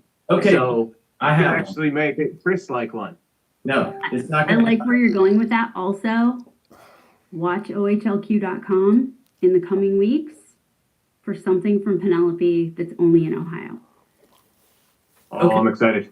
I have an idea. Not Ambrana, so don't get so. Okay, there we go. So what about doing a lottery instead of for bottles, for a chance to be on one of the pick teams for one of the barrel picks for the state of Ohio? I like that. That's fun. Yeah, I mean, like if you're at single barrel Saturday, if you're at the store, you're going to basically people who can whatever you're there when you have a certain amount of people that would be available to go on picks for the next single barrel Saturday. That when Or people just there are the next there. race barrel pick, because once people do that, I do think it changes things a lot. Like there are a lot of people, we're kind of jaded. We've been fortunate to be able to do a lot of single barrel picks. Mhm. There are people who've never been on one, have no idea what that experience is like. And even though there's companies like Whiskey Thief that replicate it to a certain degree, it is different. I think that would be a really cool experience, and it really doesn't cost anything for anybody. It's just show up and be a part of it. Yeah, I agree with that. And with your team, I mean, you have so many different people, but as we keep going forward, and when the state started doing single barrels, the state of Ohio didn't always do single barrels. You guys started that single barrel program, and once that started, you were sending teams, and realistically, when you've been on your first single barrel pick that you go on is unbelievable. It's like the best. You smell things for the first time, and it's like you go, and it's just amazing. It's like you kind of wanted to go on a single barrel pick, right? But at the same time, you never got a chance to. So it's just there's something special about bringing somebody on that the first time. But now you have teams that now we're into the fourth single barrel Saturday, and you're picking single barrels throughout the whole year, and that it's not as special to those people because they've done it over and over and over. So it's kind of cool to keep supplementing people, different people to go in so that you still keep that fresh, exciting feeling to what they're picking, right? My first ever single barrel pick was in 2014 in the Rick House with Eddie Russell. And it was like 4 or 5 bars and restaurants, and we're still all friends to this day. Everybody that was on that single barrel pick, best memories ever. That being said, the single barrel program for Ohio Liquor was happening even back then. Mm-hmm. It just didn't have the marketing behind it. And then really the big stuff started around like 2017, 2018. 2018 was sort of when the big releases started happening, but they were happening before, but we didn't have OHLQ.com, and we didn't have email, and we didn't have social media, and we weren't telling enough people that this was available, and there was no way to like send them to where it's available from a website. So a part of it is, I think a really important part of everything is having transparency and giving lots of people the opportunity to find the bottles they want, versus just the people that happen to know the person that works at the store. Sure. So I'd love to see that. I think that would be really fun to see somebody like just a random Mary Swanson who shows up and goes on a barrel pick, and that you guys show her going through the barrel pick at a place. Yeah. I think that brings a lot of people in that are just like, because unfortunately people feel like we have a certain palate and we may favor this brand or that brand, which we don't. We just love bourbon. But bringing somebody totally new off the street that is just a fan or just They have to like bourbon. They have to like bourbon. Yeah. yes, right. There's no And yeah. I don't want to throw my mom under the bus, but my mom really likes American honey. Wonderful product. I'm a fan. I What is wouldn't it like? send my mom on a barrel pick. What did you say she likes? American She likes honey. American honey. Yeah. Oh, yeah, wow. I mean, Okay. It's made with honey. Yeah. I'm like, So Super Nash has a great idea. So instead of just one allocated distillery, have multiple different ones throughout. Like for instance, you would have an allocated bottle from Jim Beam in this section, allocated from Buffalo Trace, and allocated, and have those releases, which then would make it almost impossible for anybody to find out what those releases were going to be, because it would be so confusing, because you'd have 4 or 5 different ones from the different distilleries that nobody would know what was going on and where it was going to be, and it would just seriously be special where you went. So that was Super Nash's idea. You could Maybe we need like allocated, but what is it, Saturday? Is it allocated Saturday, or is it? I don't know. We Well, need a name. there's a lot of them that do come out Saturday. yeah We allocate have some that come out on Mondays and Wednesdays. So.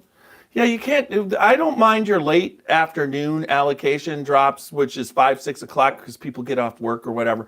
But it doesn't matter. People who work third shift start complaining when that happens. I mean, it's just unbelievable. You're always going to get some complaints. But I like those drops. But Saturday is like, I don't care who you are. If you really love bourbon and you want to get off on a Saturday, even if you do work Saturdays, you can get off on a Saturday. You know what I mean? But my idea is that OHLQ do a tasting coin. They have a coin. You have a coin that when you purchase on Single Barrel Saturday, it's like a special coin that you get with purchase. That would be cool. And then they could be collector coins, and everybody would always be like, they'd start collecting the coins. It would be like almost like the toppers on Blanton's. Man, we should have started that 4 years ago. Yeah. So on that. Then you'd have a That's a cool collection. idea. Yeah, I mean, I was That's happy. amazing. I still drink out of the OHLQ mug I got, the silver coffee mug I got on Single Barrel Saturday, that one. But if you'd have a collector coin that with purchase at each whatever for the first whatever people, that would be pretty cool, and then it would be collectible throughout. That is a great idea that we should have started 4 years ago, but maybe we should start it. Yeah, that would be cool. Yeah. I love it. You guys have been so much fun.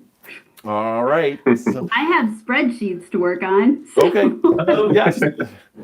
All right. So since before you go, I'll just end it on the audio, so you have covered the complete audio. But you can go now, because we're not going to be talking anymore. So we You appreciate. guys should have an after show like Oprah. We do have an after show. We cut off the audio, and then we do have people. I just put out the thing on Facebook, and people can come join us. That's perfect. So Single Barrel Saturday. Email. It will be announced Saturday morning. And then also, if you have the OHLQ mobile app and you enable push notifications go out the same time as email. But fun fact, push notifications hit more people faster than email sends, because when you have 200,000 email subscribers, it takes about 20 minutes from start to finish. So get the OHLQ mobile app, sign up for push notifications. You'll be the first to get the locations and then see where everything is available. Every store is going to have a different set of products, and Saturday is going to be amazing. And I'm looking forward to seeing everyone. that's awesome. Can't wait. Thank you so much, Anne. Thank you for being on tonight. Appreciate it. And thanks for answering our questions to the absolute best of your ability and politically correct, might I add. It's not political. It's because I look at these distilleries and you get to know people Oh, it's hard. like over years. And even before I worked here for Ohio Liquor, and the distilleries that we work with are fantastic people. And it's like, it's picking between, Your well, kid. is that person more your friend, or is that person more your It's like friend? picking your favorite kid. Like, how are you going to do that? Exactly. Exactly. Oh, And I have no problem picking my favorite kid. I understand, but this lineup this year is so fantastic, and it's like banger after banger. So it's like all your favorite people together. It's amazing. I'm really excited for Saturday. I'm really excited for the next 2 days. So It's going to be, yeah, what do you everybody guys say? look forward to that. Thank you for everything you do. Yes, for sure. Thank you. Thank you for everything you do. All right. All I will right. see you guys soon. Bye, Ann. All right. Bye. Bye, Ann. Bye. Oh my gosh. There we go. That was the Anne Dimmick delivered once again. It's great to have her on. Thanks for coming on, Matt. I really appreciate you coming on tonight. CT, same thing here. I can't believe how did I lose that? It must be, I know how I lost it. It's not lost.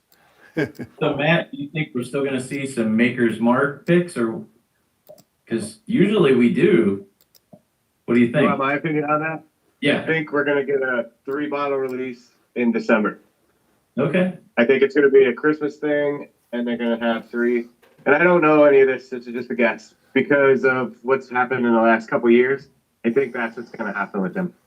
Yeah, they always do. They do it in December anyways, because the 12th is when Nash usually comes up, and when he comes up that week of that second week of December, there's always the picks were released throughout they got released starting Monday, Tuesday, Thursday, whatever. So he's picked up a bunch of that, through that second week of December. But Because it went from 6 down to 5, and then it went from 5 down to 3.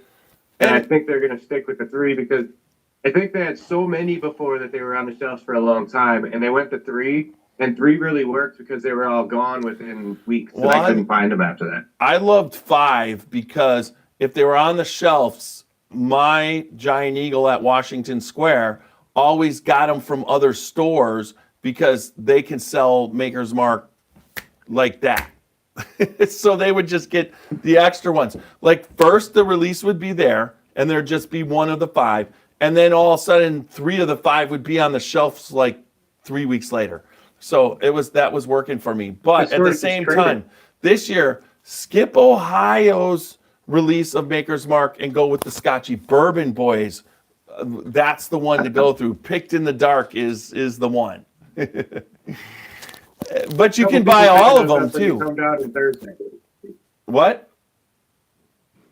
Couple people picking those up from you when you come down on Thursday to see Nash and Walker. Yep, that's going to be a fun time. A Christmas party coming up. What's happening, brothers? It's Super Nash. How are you? Did you just There you Just chilling, All right. drinking some So Chris, dark are you art. making it up with us in December? Do what? Are you making it up with us in December?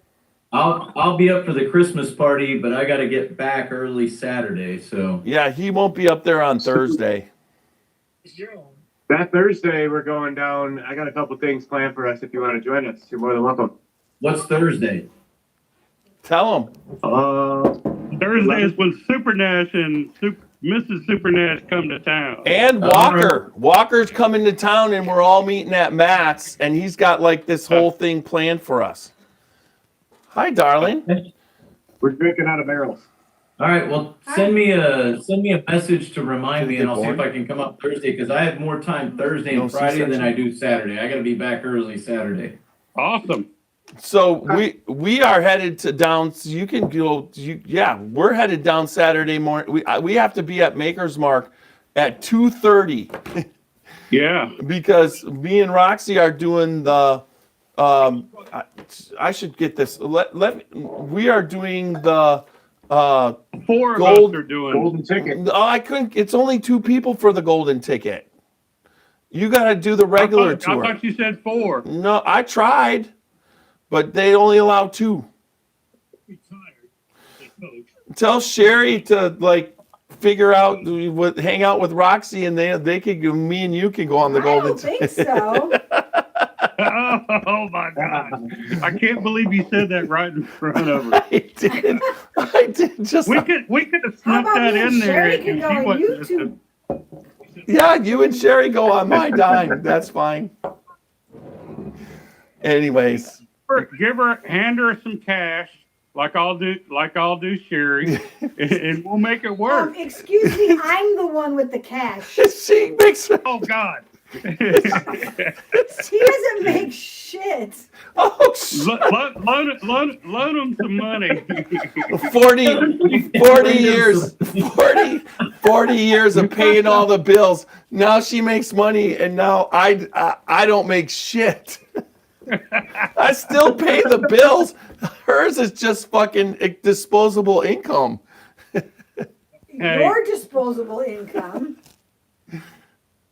Just wait. I'll make her an extra special Christmas gift, and she'll be so heartwarmed. Please take my husband on that tour with you. So CT, want a quick do of like the 5 second of this honey barrel Starlight, because we're still live. Oh, you're still live? Oh, sorry, folks. What are you sorry about, Roxy?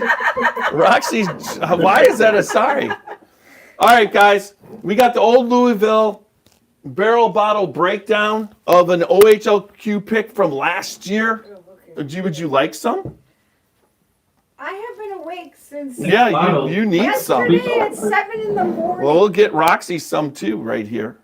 We're gonna do it fast How many because. hours is that? So there you go, in the Middle West Spirits, Glen. What the hell? There, yeah, that's there. All right, the barrel, the old Louisville Whiskey Company barrel bottle breakdown scale is based off of 4 different categories: nose, Body. the nose, body, taste. You got it. 36. I've been awake for and 36 finish. hours. And then. Nobody cares. Each category, the nose and the body are worth 4, and the taste is worth, and the finish is worth 5. You're going to be in on this, so get ready. And then if you like a category, it's an extra put up. So what do you think of the nose? We're doing this quick. This is the condensed version. This is an OHLQ pick from 2020. Maximum score. This bottle was these barrels It were smells like a crazy. cigar. No, it smells like honey. Smells like a cigar to me. What's your nose? What's the nose on yours there, CT? Hey, no, you don't know what you smell. Rachel, why are you smelling my cigar? I was saying Jackson's blowing it over there. She's a cousin of Monica Lewinsky. Smell of it. So I'm not. It's Wonka vision. What are you talking about?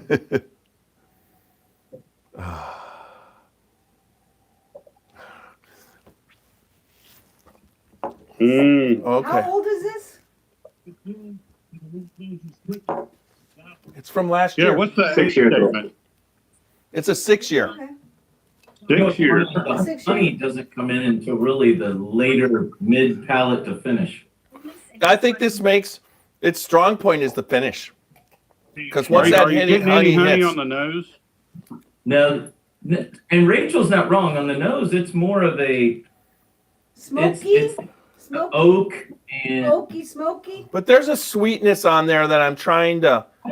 You know what? It smells like freaking Bitto honey to me. Like the Bitto honey, that little bit of that is going to eliminate a filling from my tooth. The last piece of Bitto honey I had, I basically was chewing on it and my wisdom teeth broke, and I basically chewed up my wisdom tooth and ate it. thanks for that. Oh, I remember that. Yeah, that's a Bitto honey, and I haven't touched it since. So, Chris, I figured out when your camera zooms on you and doesn't. Okay. When you're looking at the camera, it's zoomed in on you, and when you look away, it goes like that, way out. Yeah. What I a didn't do it that time. He's been doing that the whole time. I wanted to tell Been doing you, it the but whole night. Every time he turns, it zooms out. Yep. I can't wait to That's get what it that is. feature. It's It going to be focuses on here his any eyes, I day. think. When did you get your 17? Martin looks like he should be in a commercial. Yeah, he's in a a commercial for Cavassier. He's the ladies' man. Tequila related. Look Nash at that. needs a cool hat. What? Nash needs a cool hat, like a cigar smoking hat, not like your hat. Oh, I know. Almost cool like a hat. derby, like a derby or something. All right. Like a brown derby hat. So I got it. Like a So what do boulder you give the jacket. nose, guys? What do you give the nose? 20. Here we go. Here it goes. The first ever 20 barrel knocks.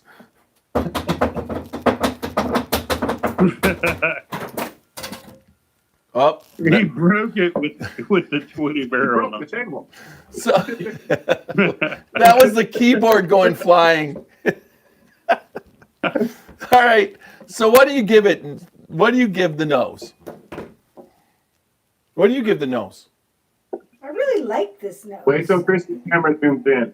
He's gonna have something to say when he picks his head up. There it is. That was perfect. There it Look at does. Chris's nose. I told you. Yep, it's up. It's He's fucking You with look like us. that most dignified man in the world, like that guy on the commercials. He's It goes out. And so- he's the most You know how hard it was dignified. for me not to laugh the entire time it was doing that when you kept Oh, I looking know. away and then you look. Well, the Like, problem what is is I got the it? dog running around, so I'm constantly looking at the dog. So he's going here and there, and my eyes gonna- are going all over. Your barrel You're gonna heads have to behind ask- you look like you have Mickey Wait a minute, Mouse hold on. ears. Let's do it right here. Let's do it like this. That's awesome, actually. Now it adjusted up and Oh down. my god. It's I was looking at your. hey, give a no. Try a no, because it's giving it up and up. It gives you up and up. So No, move it's side to focusing side on his like this. Do a side to side. I swear that the camera is zooming on his eyes. You're owning it. Yep. You're owning it, Chris. That's owning the camera right there. So what do you give the nose? Oh, I can't wait till Shauna gets one of those. I give the. I'll go first. The nose is a 3. Yeah, that's good. I would say the same. Roxy gives it a 3. What do you give it? 3. I like the nose, but it's not like the greatest nose ever. It's interesting. All right, CT. 3. And he says 3. 3 across the board. What about the body? Let's see what the body's like. It's very weak. It really doesn't hit your. No, it only stays on your tongue. That's What's the it. proof on this? 116.7. That's a 116.7. It doesn't drink like that at all. Wait a second. There was 4 or 6 barrels of this. I have 2 of them. This one is 116.5. I got 1. Oh my God! Does that one say 115? I'll use my glasses.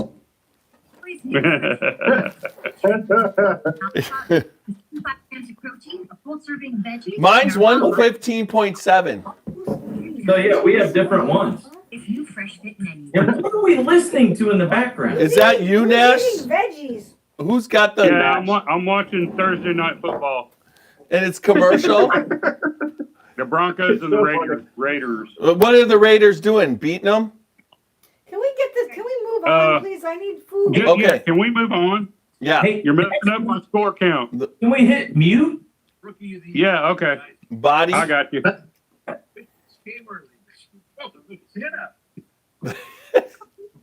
We don't want to mute Nash. We just want the I give TV. the body a 1 because it's only on one thing, the tip of my tongue. Oh, That is so many things I could say to that. all right, CT. 3 on the body. 3 on the body. Crazy. Did y'all hear that? All right. I will do. It's pretty. I mean, I'll go. I'm going to go in the middle, too. I knew you would. All right. It doesn't hit the cheeks at all. All right. So now we're on taste. You go first, CT, on taste.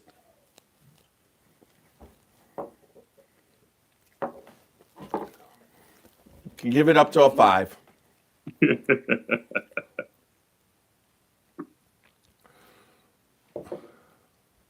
He looks up, zooms in.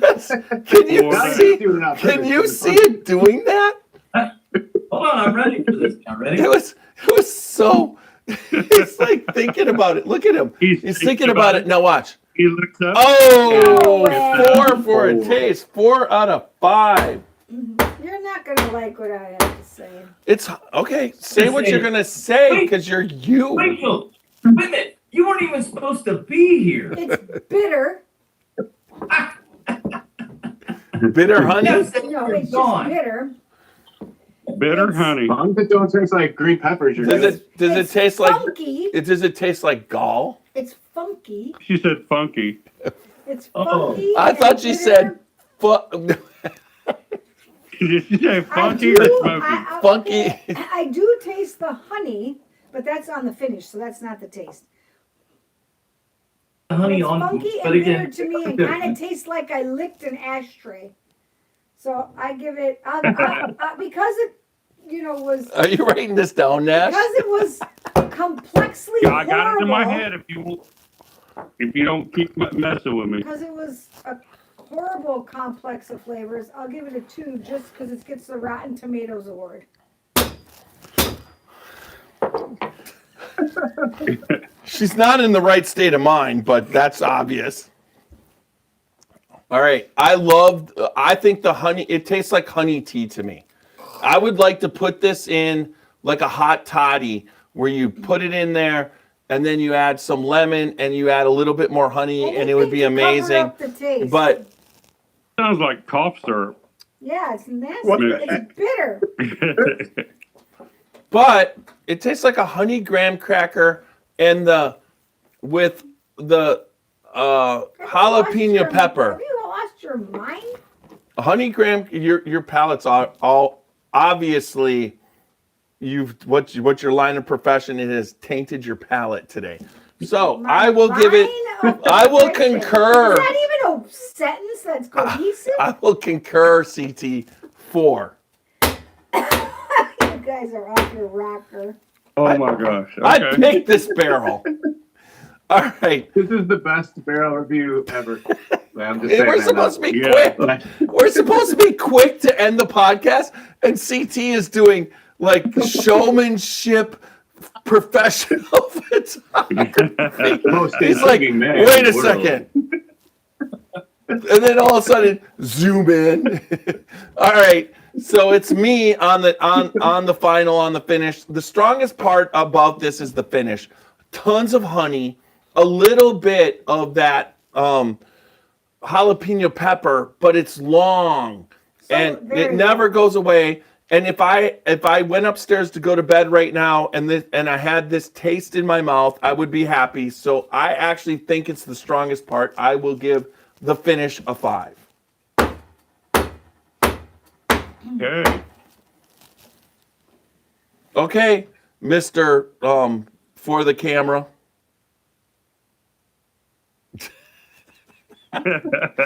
What is going on? Did you see him? This makes the camera zoom. It's like it's so. Now you got to do it again just for a second. Do it one more Yep. time. Watch. Here we go. As it zooms out, watch. A 4.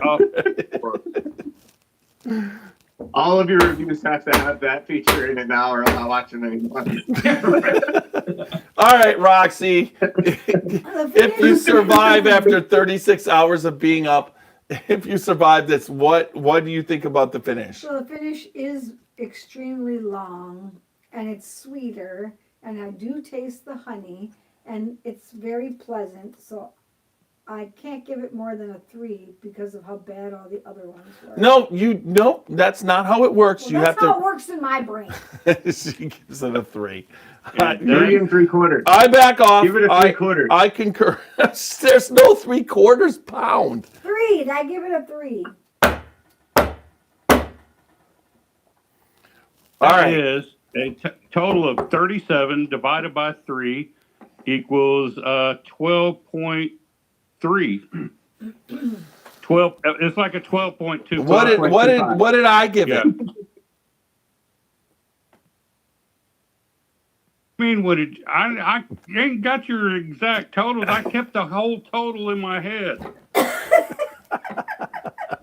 I wasn't writing this down. I know what. Let's just see.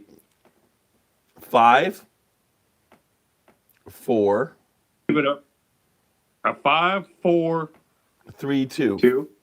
2, So and 3. 5 Yeah, 12, right around the. and 9. So I gave it a 14. And what did you give it, CT? Mhm. Did you give it a 13 or a 14? I gave you the total of all 3 of y'all. Well, it's good to get to know. Look up, and Mr. Amburana is laughing at me every time. I have to buy an iPhone, but I have to get one now. That's cool. All right. I have So 13.75. okay, and then Roxy, so it's a 12.333. Or Yeah. okay, so a 12.33 out of 18. So Yep. that is 3.33 above average. So there you go. Good. It was a decent OHLQ pick. All right, everybody. www.scotchybourbonboys.com for all things Scotchy Bourbon Boys. Make sure you check us out on Facebook, Instagram, YouTube, and X. Also on iHeart, Spotify, and Apple. Thank you, Mr. Cleveland on the Rocks, Matt Leisen. Thank you, CT. Thank you, Supernatch, for coming in on the end. And remember, Yeah. good bourbon equals good times and good friends. Don't drink and drive. Make sure that you drink responsibly and live your life. Live your life uncut and unfiltered. And this song is, I love this song. Saturday, get to the OHLQ single barrel release that'll start at what, 9 o'clock? Yeah, but you need to get in line by at least 7:30. All right. Dude, you need to get in line by at least 2 a.m. Come on. No, what are you talking 7:30 will get you. It just depends. I will tell you, it's gonna get you a Weller 11 o'clock. something. That was 7:30 is what you're shooting for. All right, and I don't know who's taking us out, but whoever takes us out is damn good at it. Here we go.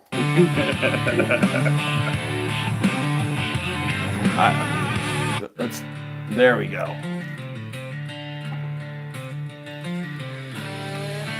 And stay tuned, YouTube and Facebook. We're going to be on for a little bit afterwards with everybody else.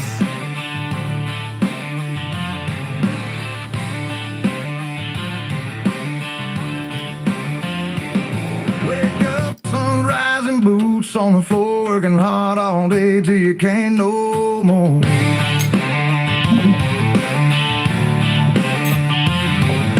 Life rolls on, but the choice is yours. How you play it out when you walk through that door. Yeah. One bottle, One drink, one pour. One pour. That's what the Scotchy Bourbon Boys got in store. Tuesdays, Thursdays, come pull up a seat. We'll taste through the whiskey on the rocks and eat.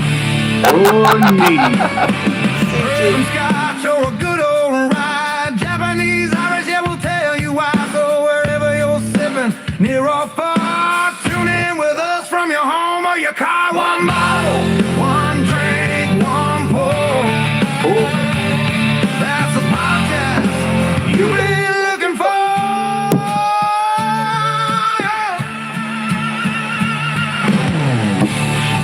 All right, I stopped recording there, and I will let everybody else in.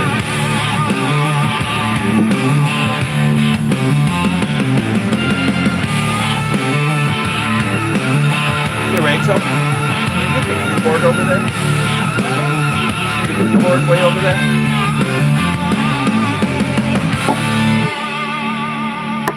See it? You can't. You cannot be asleep standing up. I was. You can't. I was straight up asleep. Well, good thing I woke you up so you didn't fall over. All right. Here we go, guys. I'll throw it out there. I'm only going to be on for about 15, 20 minutes, and I got to go. But, hey. So Must be jelly because jam don't shake. Macaulay.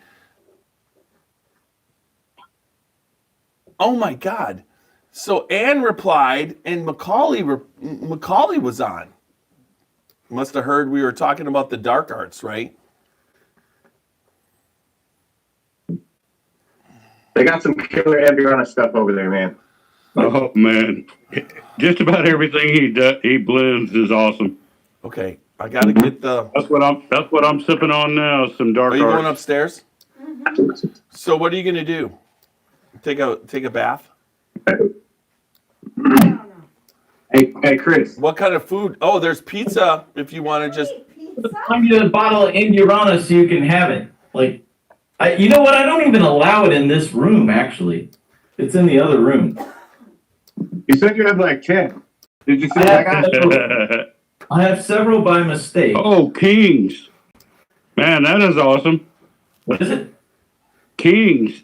That's from Gatlinburg or Sevierville. Yeah. Outside of. Oh yeah, I got outside of some bottles of Kings. Yeah. Never tasted it before. Yeah. Over in Pigeon Forge or Sevierville. Yeah. I think they pretty much source everything through MGP. This is MVP. This is my favorite one. Yeah. Who is that? All their double barrels are killer. Double barrel toasted Ambiorana.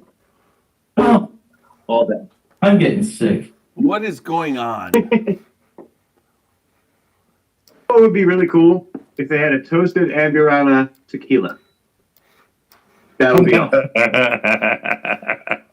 Chris, your face is priceless right now. You're trying to ruin tequila now. Oh, Trying to hey, step hey, his game Chris. up and welcome it to Cinnabon. Chris, have you tasted the Blood Oath Pact 11? No, I wanted to, but I have not. Oh my gosh, my buddy Duvall that owns all the liquor stores here, he got it from him just the other day. Oh yeah, I heard it was really different but good. But Oh yes, yeah, and I don't like how the new release of Booker's was done in that. So I haven't had that either. I love that. oh my Booker's. god, I'm telling you that this Blood Oath is one of the best that Macaulay, come on I've with us. tasted and finished. Which- You get all the bourbon flavors, the caramels, the vanillas, and everything up front, and then on the finish you get that tequila flavor. Oh my god, and it's so good. Yeah, I need to get that. Did you get the Booker's Reserves and the tequila barrels? I did not, but I've heard good things about it. Me too. I don't have one. I think Jeff has one. A what? Which The one? tequila barrels. The Oh Reserves. yeah, that reserve. Yep. That reserve was Yeah. fan-freaking-tastic, CT. Yes, When you come up, absolutely. that's gonna. I mean, when you come up, Oh. the, I was in line to get that when you walked up to me, CT, and then you went somewhere else You know, speaking because of, you wasn't going to stand in that line. you know what this is, Jeff? oh my God, really? The guy So this that is- the person you introduced me to? No. Are we talking about the guy that I finally got to meet at David's place at the House of Commons? This is a friendly bring back from a special trip to Indiana. Indiana. So how can we get more? What this is? What? my God. Hey, CT. Hey, boy. That's CT, not Alan Bishop stuff, is it? we need to know. This is straight out of the French Lick Riviera. No way. Wait, Yeah. No, wait, you that's did not go tap that. You did not tap that barrel, did you? so. Do you like a de Mezcal? Yes, I do like a Mezcal. She gave you that much? Especially when it's Is that streaming Brooklyn? straight into my mouth. That Brooklyn? I love you, Oh brother. my God. I can't wait. Bring No, that up to the Brooklyn. How Christmas. dark it is now. Brooklyn is Kings County. Kings Family is Sevierville. Two totally different places. Randy, you No, have no we're idea talking what about- we're talking about. Brooklyn, Yeah, you have Brooklyn no is idea. a person. Anyways, so you went down there. This bottle, So how it's much so is good. left? I got about a half, no, 3/4 of a bottle left here. Yeah, no. but how much is left in How the much is barrel? left in the barrel? I Yeah. don't know. Wait, you got a bottle. You gotta know because we knock on it every Guys, time. there's more of a story to this. I'll have to tell you another time. Not on, Okay. not live. Yeah. Okay. Well, we can get off live in a couple minutes and then tell me the story. Damn it. I'll tell you at the Christmas. Up. You know what? If No, I if think you don't I bring think that, me and Terry's gonna if stop you don't by bring there. that to the Christmas party, you are invited next Saturday to the Crystal Glencairn tasting that we're having here. Do not bring it there. Do I not probably bring it won't there. make that, but I will definitely have it here.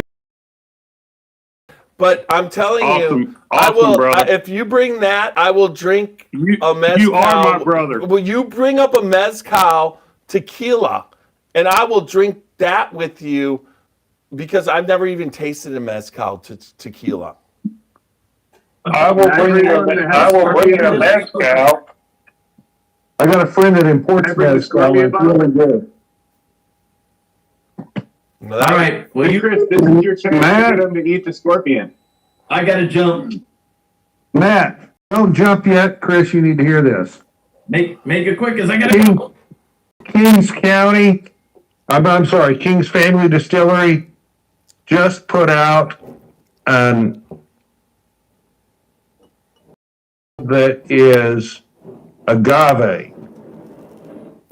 Finished in agave barrels, and it's wonderful. Hey, CT, for the Christmas party, when you come up, the Scotchy Bourbon Boys are gonna be opening this up. Cathedral. Cathedral, signed by Steve Nally, that says "Happy Birthday, Jeffrey." From specifically gotten for me by Randy. So Randy Crassy, not of course. And then of course. There's one Randy Ford on right now. There's no Randy Crassy on right now. right, John, but what's you up, would, brother? but if I got man. but if I got a cathedral from you, Randy, I would not that it's a bad thing, but I would what have I got to say, John. purchase it from you. Not necessarily. Well, And some dark arts. so Cheers, brother. Bing. you've had some dark arts. I think I need some dark arts. Yeah, I got a dark arts from the festival, and that's what I opened up tonight. The 16. Yep.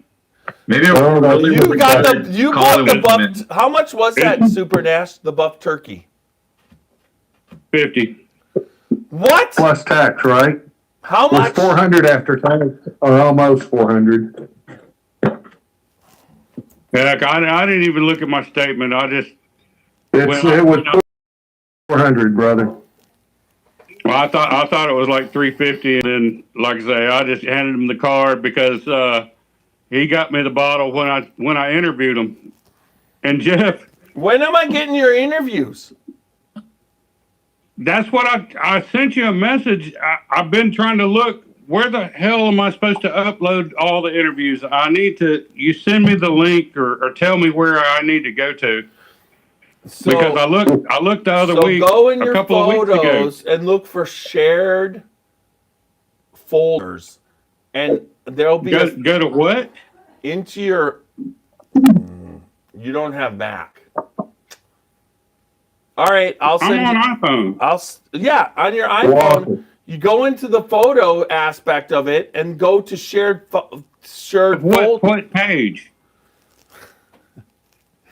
The Scotchy Bourbon Boys. Yeah, and I think it's a Kentucky Bourbon Festival. Okay.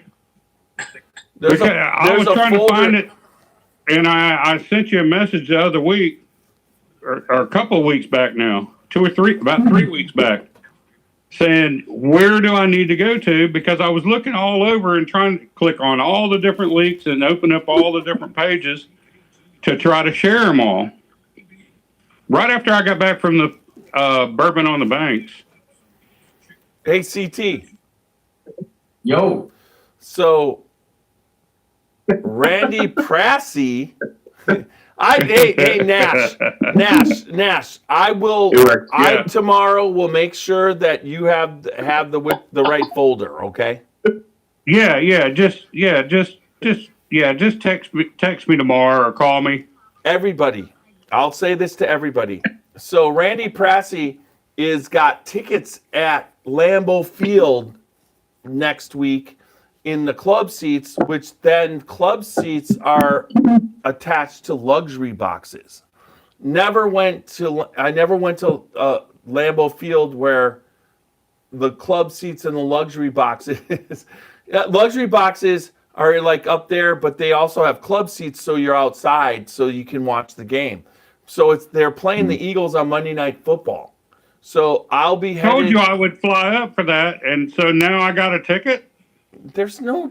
He's got 4 tickets, and there was one. Yeah, you got 2 of them. Do you know who Do you know why I'm going? You know who canceled?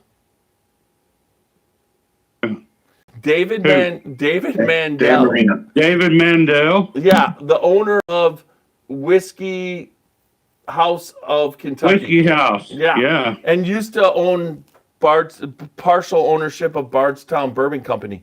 So anyways, he's not going. So Randy's like, oh my God, I'm pushing on the keyboard and making comments on Facebook. Taking food out of my family's mouth for that price. Macaulay, hit the link and come on. I'll send it again. I'm going to send it again. Macaulay, you need to come on. Control. We need to figure out how we can get that bottle of Amberana stuff from the Bourbon on Amberana. Okay, I told Macaulay, you if we were really good, Macaulay might come in. But Macaulay needs to come on and tell us what he's doing with Amberana right now for Matt. I'm so down with this. I want Macaulay to come in and tell stories. I love Macaulay. Just hit that Zoom link on Facebook and it just brings you in, right, guys? That's what he's doing with it right there. So Yeah. CT, I want to know. it's a luxury. It's a luxury one that box. came out on Bourbon on the Banks. Yeah, I've got that one too. I just don't have it with me because I can only bring 40 bottles out in the car. Oh. Yeah, bring clothes too. So next Tuesday, guys, look for something maybe live from Midwest Spirits. Look at he's got the Amberana Dark Arts. You know, It got unopened, and this is batch number 2. are you I'm giving? gonna give that to you. Are you gonna give that to Matt for Christmas? Alone. Thank you, buddy. That's fantastic. You know, Yeah, we definitely got to do some trades, man. I will You'll take be all the doing me a favor because even unopened, I can smell it. can I ask you, Matt? So seriously, CT, you have a shit ton of Amberana stuff. When did it switch? It didn't switch. I thought that I could do it. You're And- lying.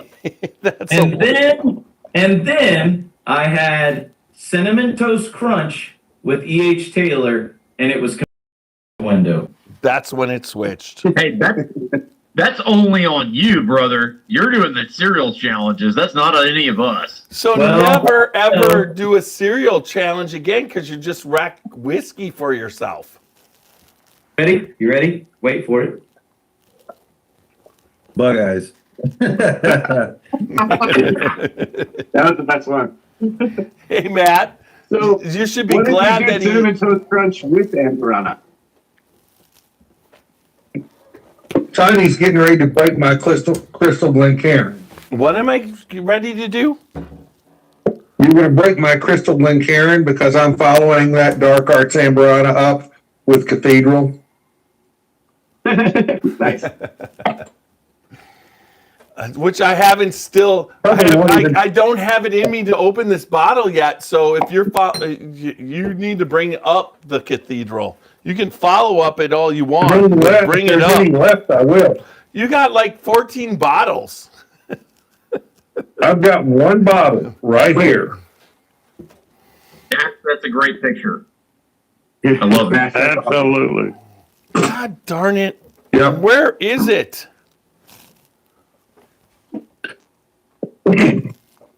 Anyway, my whole point is I can't believe I'm doing Cathedral after the Amberana rye maple. I probably won't even taste the Cathedral. Yeah. No. Stop Don't it. do that to yourself. Bring Yeah, it. you should have eaten the whole thing of Ritz crackers or something. Andy, That's why I said you'd break my crystal Glencairn for doing it. I'm not gonna. You do whatever you want. I know your palate. Your palate is broad. Right. Ryan, I would do it. You would do anything if it had to do with Amberana, just like me. Yeah, I do things. He does things. We're talking. We're just doing one-liner after one-liner here. what did you say, Walter? I hope you've had a chance to enjoy some of that Woodford Double Oak. Oh, dude, I drank that the other day. Yeah, Oh, I'm there glad, it brother. is. That is a good bottle. That doesn't taste like shit. No, Hey, Walker, Walker, I tried that. Go on. look what I got. I'm gonna drink that because I really haven't drank that, and I really want to. You know what that is, right? Or Keep saying it. What is it? Nash knows what this is.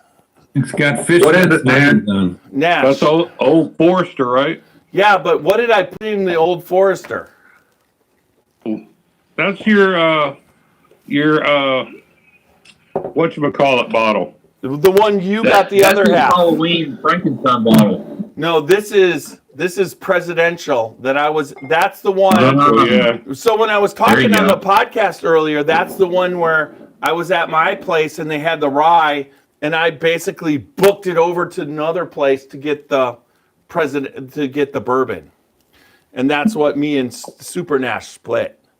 Nash is like, So I'll you like buy the it. rye better or the Yeah, bourbon better? he picked up the presidential bourbon for me, and I told him that I'd split it with him. And at the festival, he brought it to me, and I split it with him, and that's what I poured it in. And it's Which one do you like better? Macaulay. It's not even a thing. Was Macaulay coming out? I can't hear an answer. I like the bourbon. Did you see Macaulay coming on? What about you, Super Nash? I like the bourbon. Okay. Well, good. I'll buy y'all's rye from you then. I didn't never get a got the rye. I'd sell it to you. I thought you said you split it with him. What he said. I split the bottle of Old Forester presidential bourbon with him. And he what I didn't got. split the rye with you? No, he didn't get the rye. There was He no rye at all. switched stores because they had the rye, and I told him, I said, I don't want the rye. Oh, I thought he grabbed both of them. No, he My ran over to the other misunderstanding. store. I would have and never- was able to I pick up would've- the bourbon. I would have never gotten the bourbon if I didn't go when I went, because it was like Gotcha. in the end that there was some people they were sending away, but at like 7:30 when I realized it was rye over there and bourbon over there, I was like, they're like, Yeah. there's only 8 people here, and I'm just like, okay, see ya. I'm headed over to Yeah, the he's Okay, so like, you he say- called me. He's like, he switched and went. And he's like, I'm in line, like number 16, and I couldn't believe he got in there and got it. Good. So we're going straight dark arts if Macaulay comes in. He's there. He's got his camera Oh yeah, off. He's I just listening. changed over to the dark arts, barely legal. Yeah. Matt, There he is, Macaulay. What's up, boys? How's it going, What's man? happening, bro? How's it going? Doing good, doing good. Hell yeah. We can't. Broadcasting live from Lexington, Kentucky. There you go. Hey, Macaulay, right down the road. He's literally dark arts. His picture's dark. It's like he's like a fiend. Hey, Yeah. I'm representing dark arts with my picture and drinking some dark arts. Just switched over to the barely legal. I want to show y'all something. Macaulay, you'll appreciate this. They may not. There you go. You recognize that, don't you? Yes, sir. Wait, Thank you so much. You gave that to me in Jacksonville. Thank you. the one I have, I took out of the trunk of his car. Yeah, that's also true. Hell yeah. Thanks for Well, I had some good-looking young lady run up to me and hand me a bottle of dark arts at Bourbon on the Banks. She said, "Did you get a bottle?" I said, "Nope." She ran over and grabbed me one. Some good-looking. That is. That's Sarah. Yeah, that's Sarah from That's everybody that Night. worked for him. No, Yeah, Sarah. Sarah. Yes, and Yeah. her name is Sarah. It's like Macaulay. He refers to it as like he doesn't know. But if that happened to me, I would just like pass out and die. Hey, dreams are made down here in Kentucky from time to time. Hell yeah. Have you figured out how Well, I Sarah? think she's probably that still right. dreaming about me too. Have you, Macaulay? Have you figured out how to get Sarah back on the internet as far as podcasting? That's a question for Sarah. I mean, she needs to just go straight up dark arts. He's pleading the fifth on that one. Just straight. Anyways, we're so looking forward to Single Barrel Saturday. That's so cool that all those barrels are releasing. We picked out some bangers, Jeff. You were there. It was just like honestly, it was an honor to do it there with you, and it's just like. We were talking, Anne was on earlier, and we were just talking about after Kentucky Bourbon Festival. So forever, when you released initially, nobody kind of knew your brand. And it was like, when I would walk into my liquor store, I had bought the 3 different releases that you released up here. But it was in a case that it wasn't moving, right? It was just kind of down below. It was dark arts. I talked to the guy. I'm like, what? He's like, it's not.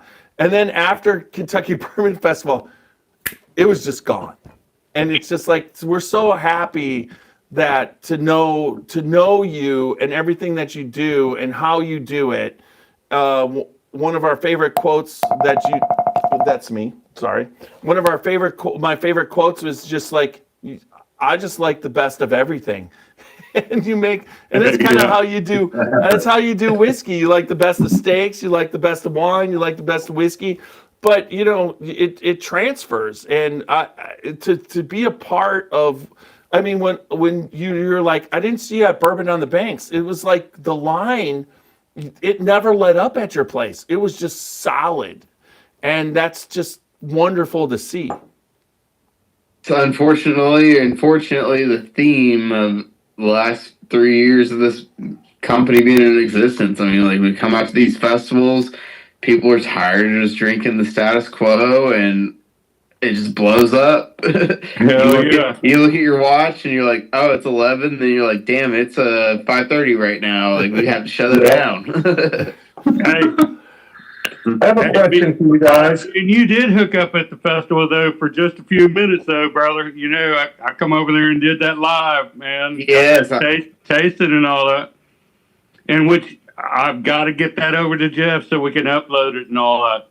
That was awesome. Macaulay, do you like any Bowman stuff? That's probably the most underrated part of the Sazerac portfolio. I got this one last Friday. I bet it's everything I've had from them has been amazing so far. This is their cast strength. I've not opened it yet. I just literally got it last Friday, but I'm giving some thought to it. But not as good as the stuff I got from you. Yeah. I really love Amberana. And the two bottles I've got that you gave me, you and Sarah, are probably two of my favorite Amberanas. Yeah, I'm sipping on the Ripple Rye, the Maple Amberana right now. Oh, wow. So that's the one I was We thinking. need to get that in Ohio. That's what I've been looking for. Is I'll tell that you this what. one? No, No, that's the purple one. So it's a That's the one we have in Ohio. This one is actually a store pick from Winthrop down in Florida. Tampa area. Yeah, Yep.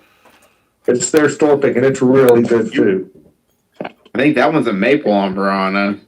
It is. Yeah. It's maple. It's a rye with maple syrup, finished in maple syrup barrels with toasted Amberana oak staves. It's similar beast to the Ripple Rye.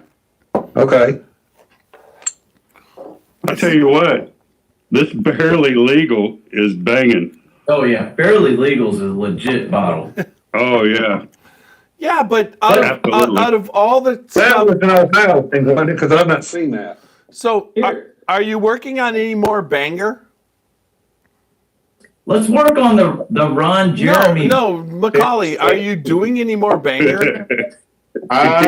Yeah, there's some top secret buff turkey sitting in Armagnac cask right now, and, Oh, and yeah. So- French jerkon, and someone might have acquired some very, very rare and eclectic 20-year-old bourbon today.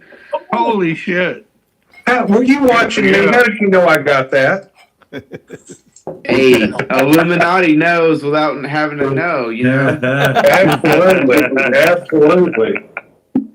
Oh, Hell yeah. Yeah, I can't wait, Macaulay, to get some of that stuff, the Mizunara that you just released, come up here to Illinois. I think you came to Malloy's. You know Steve Malloy, right? You Yeah. Yeah. I've seen you for too long. He's a good guy, man. Real good man. so we need to get you on. We've been working on that, but you're a busy man. Yeah, I'm kind of slow. I'm kind of transitioning a little bit and trying to slow down on the country traveling as much as I've been doing over the last few years. Okay. What are you doing next Thursday? Oh shit, I don't know. Not to put you on the spot or anything. What are you doing next Thursday?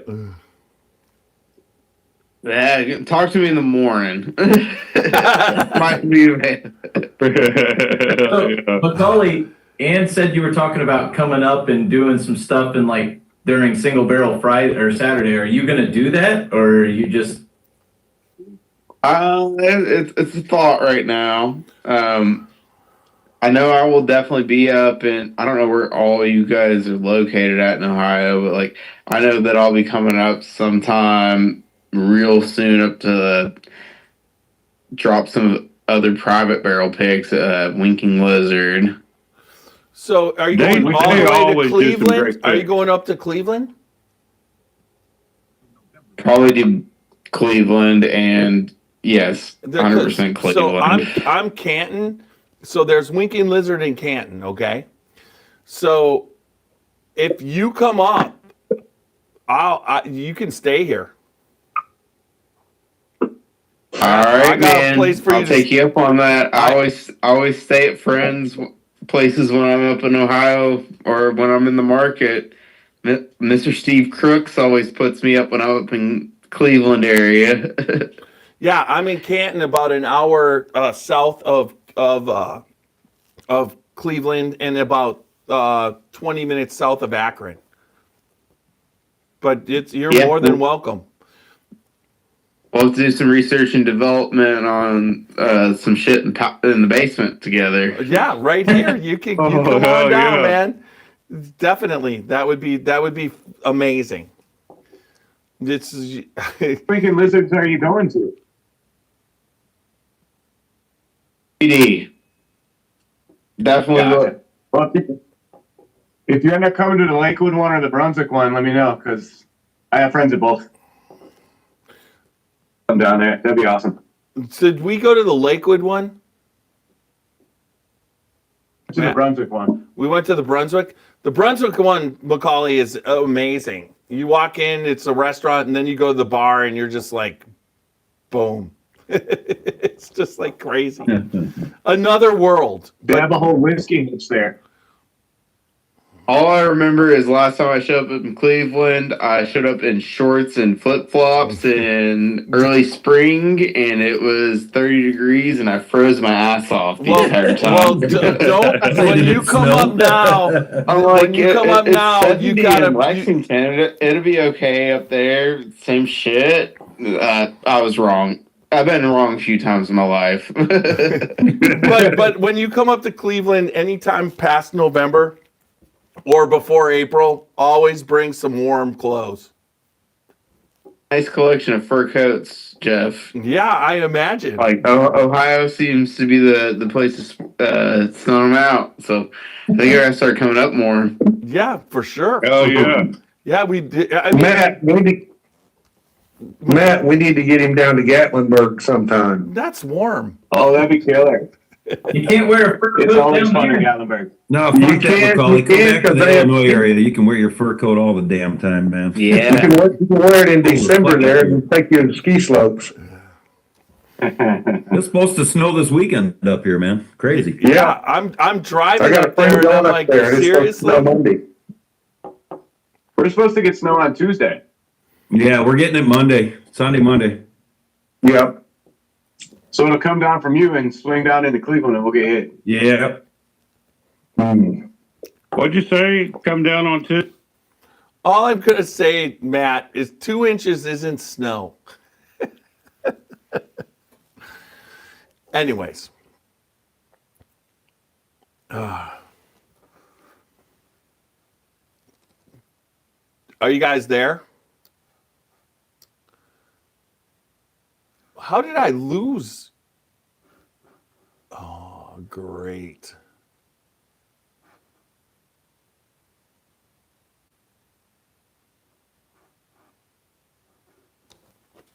God darn it.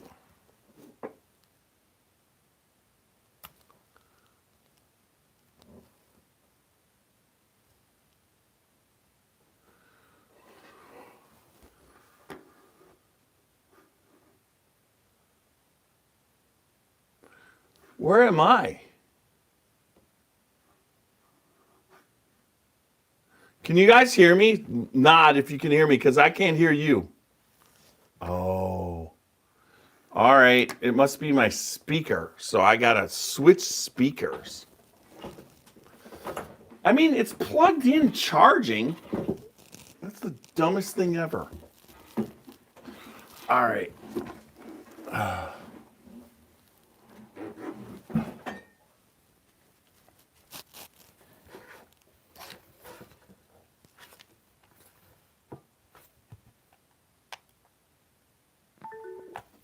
I'm gonna send CT a note. It was good to see CT again for the first time in a while.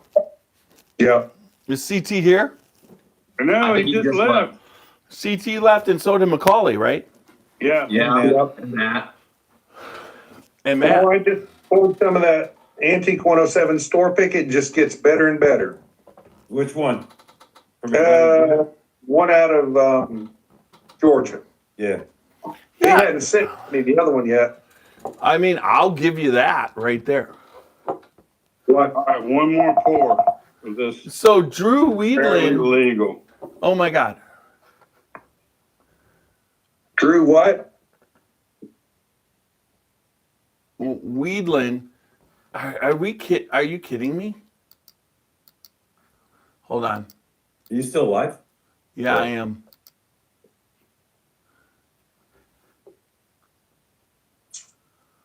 Okay, I don't think, it's, look forward to grabbing one Saturday. Okay, Hey, Jeff, CT. in answer to your question, it's fourth quarter, 5:38 to go. Denver 10, Raiders 7.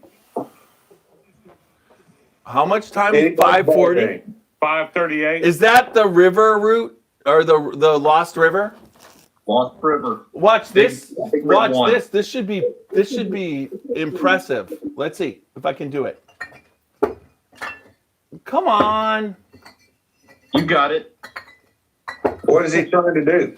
Find the Similar bottles. Similar There it bottle. is. So what? This one's 116.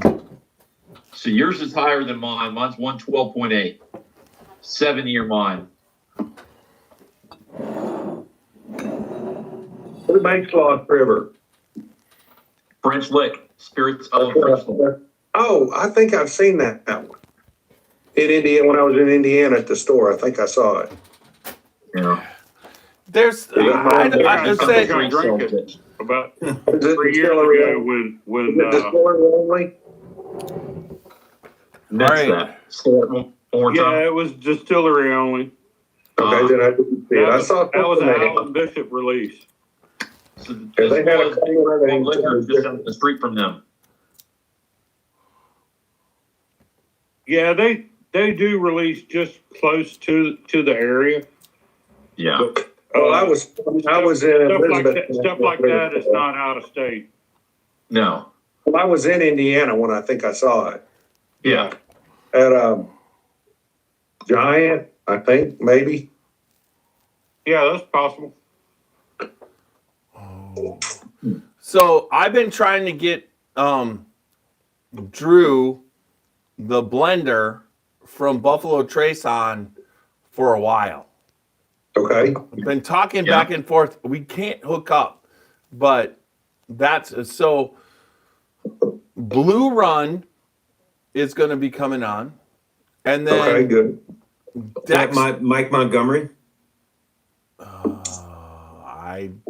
The master distiller. Okay, so you're asking specifically.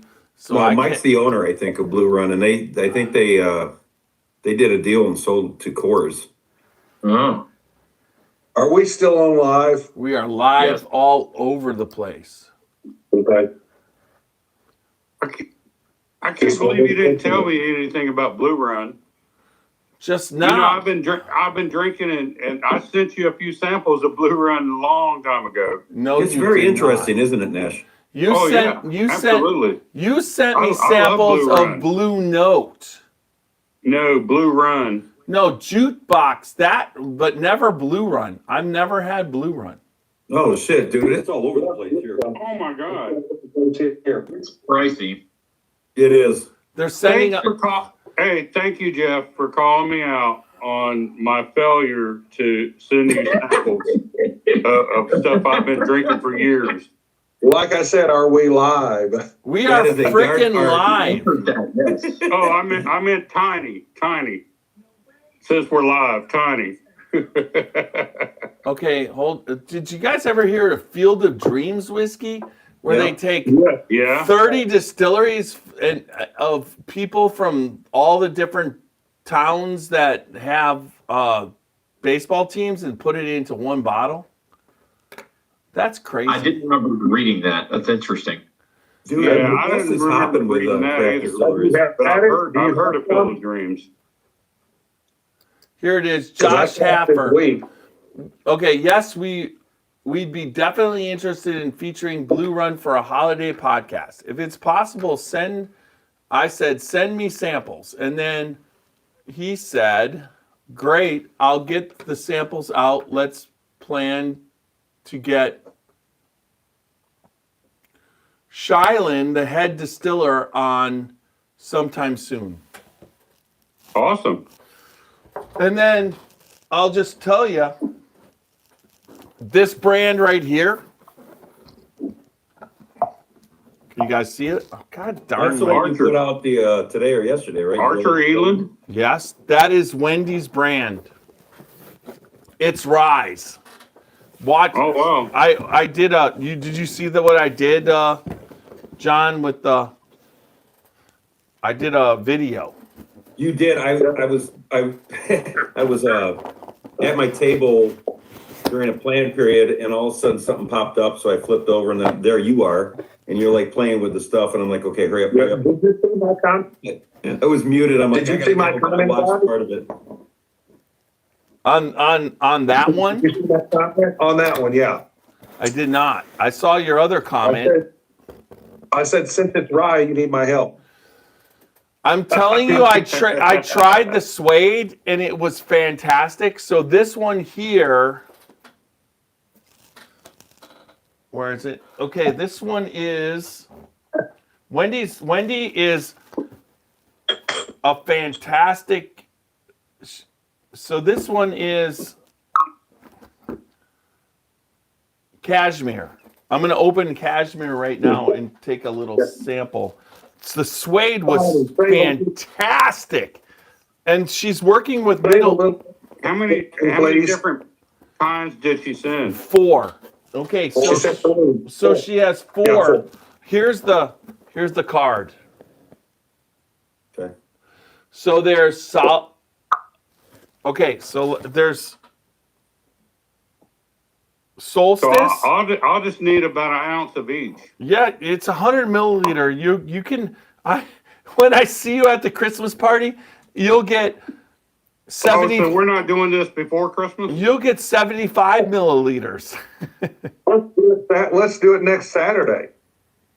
You'll get. Next Friday. I'll let you have some. Okay, I definitely want to try a sip of it. So the other one is Solstice, Aurora, Cashmere, and Suede. I tried Suede. Now I'm going to try Cashmere. But the bottles are cool as hell. Look at that. Look at that. And that's the real bottle. It's called Archer and Eland, and it's because it's named after her mother. The aesthetics of her presentation on that were just phenomenal. Dude, that girl, Wendy, is like, she speaks about whiskey the most elegantly that I've ever heard anybody speak. It's like listening to an angel. She's got a British accent, and then she starts talking, and it just flows, and it's smooth. And that's why Anne, when she started the podcast, she was like, that's an honor that you even put me in her. You just sit back and listen to Wendy. You're right. Yeah, Anne definitely paid homage to her big time. I need to meet Wendy. I'm trying to remember our friend's name from Paul Sutton that was like that. Obviously without the British accent. She was actually, Wendy was at Kentucky Bourbon Festival. I'm sorry that I didn't get you a chance to meet her. She's working at our sponsor, Middle West Spirit, and she did the one of their she did the blend for one of their finished bourbons, and then she has this Archer Eland. And okay, here's another rye. I'm trying the what did I say I'm trying? Solstice. Aurora. Cashmere. The cashmere. Oh, well, You did cashmere earlier. there's a lot of black licorice on that nose. And you love black licorice. Well, you can keep it then, because I don't really care for it. So that's just where our palates diverge. That is the most. Hey, Walker, I'm right there with you. I am black too, man. I do licorice. not like black licorice. Holy- Yeah, me neither. Holy shit! It's like a red. I've never tasted a rye. Yeah, Like a candy. exactly. There's no way. Okay. What is it? But John, this one time I did kind of like my redheaded stepchild. Hey, Nash. I need a bottle rocket from that stuff, man. Is Oakland going to win that game? Nash, Oh my God. hey, Nash, is Oakland getting, what, are they driving to win that game? Yeah, the Raiders are. Yeah, they're Las Vegas. So what's the score? Yeah, Las Vegas. Here comes 2:21 to go. They're driving. 3rd and inches. Oh, no. Broncos have it. And it's still 10-7. Oh, they got the first down. You know why he likes that so much? Because he loves anise, and that's Tastes like that. Yep. I had I think, I think, Randy, it's called a niece. It probably is. That doesn't Your taste. niece You is could, a- Cashmere. you could make the A a long A sound, Nash, and go anus, but that's cool too. Okay, you guys, you have to taste this rye. Oh, I don't know. No, no, no, no, no, no, The no. one-liners are going No, in. no, no, no, no. This is the most unique whiskey rye I've ever tasted. It is so different that it blows your mind. This is just like a. Oh my God. Hey, Drew. Do y'all hear this? Hey, Hey, Drew. what's happening, Drew? What's going on? Thanks Not for much. joining. Just a little drinking and smoking a cigar. And Back to down here in the South. I'm not wasting my time on a cigar. I'm just doing a little drinking. well, Well, that's same here. Get a little Russell Rickhouse. There you go. Ooh. they should be Oh, yeah. releasing their new one soon, right? That's coming out.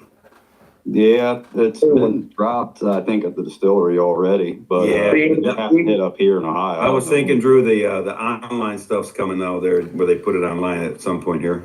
Where in Ohio are you? I'm just east of Cincinnati. Okay. Okay. Just east, like almost into West Virginia east, or like No, like South about State? 30 minutes east. Yeah. Wow. Well, I know 20 minutes east is Newtown. How far are you from Newtown? About 10 minutes. Okay. I used to have some whiskey made for me at Newtown. They did a great job. If there's any better place than where you live, let me know, because basically you get all of the benefit of Ohio, but anytime you want Kentucky, you got it. Oh, it's 20-minute drive and it's store pick galore. Yeah. Oh, I mean, yeah. it's a beautiful thing. You can get stuff up here in Ohio allocated if you want to go to a Kroger's. You can literally get there like half an hour before 9 o'clock when they open up and pick up a antique. It's not that hard, especially when E.H. Taylor's dropping or Blanton's. The Weller Antiques usually sitting. Yeah. Amazing. You pick up a Taylor and then you go through for a 107. Yeah, that's a good one, Randy. Those store picks Yeah. are phenomenal. This one's out of Georgia at a friend of mine's store. He was supposed to get me 2 cases of it, and his owner sold 5 of them to somebody else, so I ended up with 3 bottles instead of 24. Yeah, Randy, this is last year's from, this last spring, I think. Oh, is that a Benny's pick? Benny's. Yeah, it's a Yeah. Benny's pick, Yeah. man. Hell yeah. Yeah. I've Yeah. not had a bad Benny's pick. Yeah, these are those non-chill filter ones, the newer ones. So very interesting. Got me thinking about Russell, so I'm gonna have a Russell single barrel pick from Kroger. There you From back go. when I lived in Kentucky. You guys got me thinking of Weller, and that's my last pour right there. I'm gonna pull out the CYPB. Oh, they just dropped that at the jewel stores up here today. And of course, I was working and couldn't go get them, but that's how it goes. I mean, it's so you couldn't explain it to your kids? Yeah, That- sorry, man. You're taking over. No, man, my class is chaos, bro. I got this one in the mail today. If you got to have a mail drop, that's not a bad mail drop. Hey, Same, John, bro. I would have stepped out. I got to go to the office for a minute. That minute would have turned into 4 hours. People were waiting in line at 7. I'm like, yeah, great.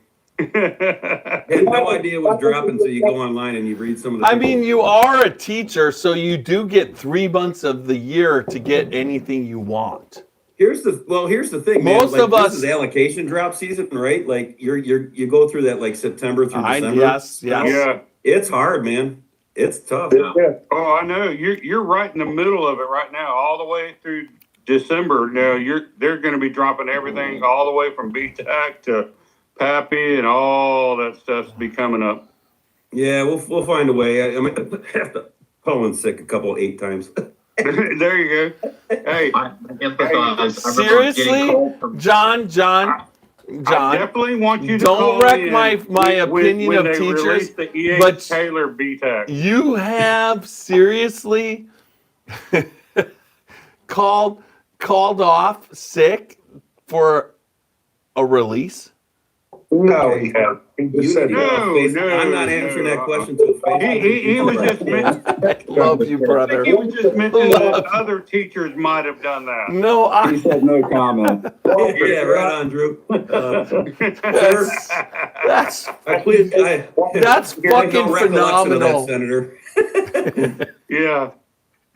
Question, boys, should I open the single barrel? I've never opened one before. No, Hell yes. Of To you, what? brother.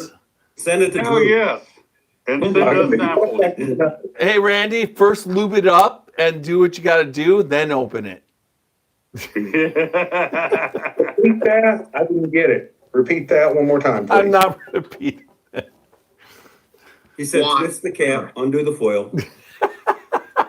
Yeah. Wait, Walker. Yeah. Pull the I strip think do it. and taste it. It was a $74 bottle. What? Randy, the Absolutely. label, the label Why will would you still not be there if open the it cork up is if it's cracked. a $74 bottle? Yeah. And let us know how. I mean, I watched you open a $3,500 bottle. But what's Well, that's 72? The label That's a will drop still in the be bucket. there even if the cork is cracked. If you don't plan on getting rid of it, drink it. Hey, I tell you what, don't open it. I'll send you 150 He's not giving it up, man. PayPal, and I'll send you back a 2-ounce sample. Wake up. Wake That's a up. fair deal, Nash. Wake up out of your dream. Well, see, that's why Oh. we call it a selection, not a collection. Yeah, right.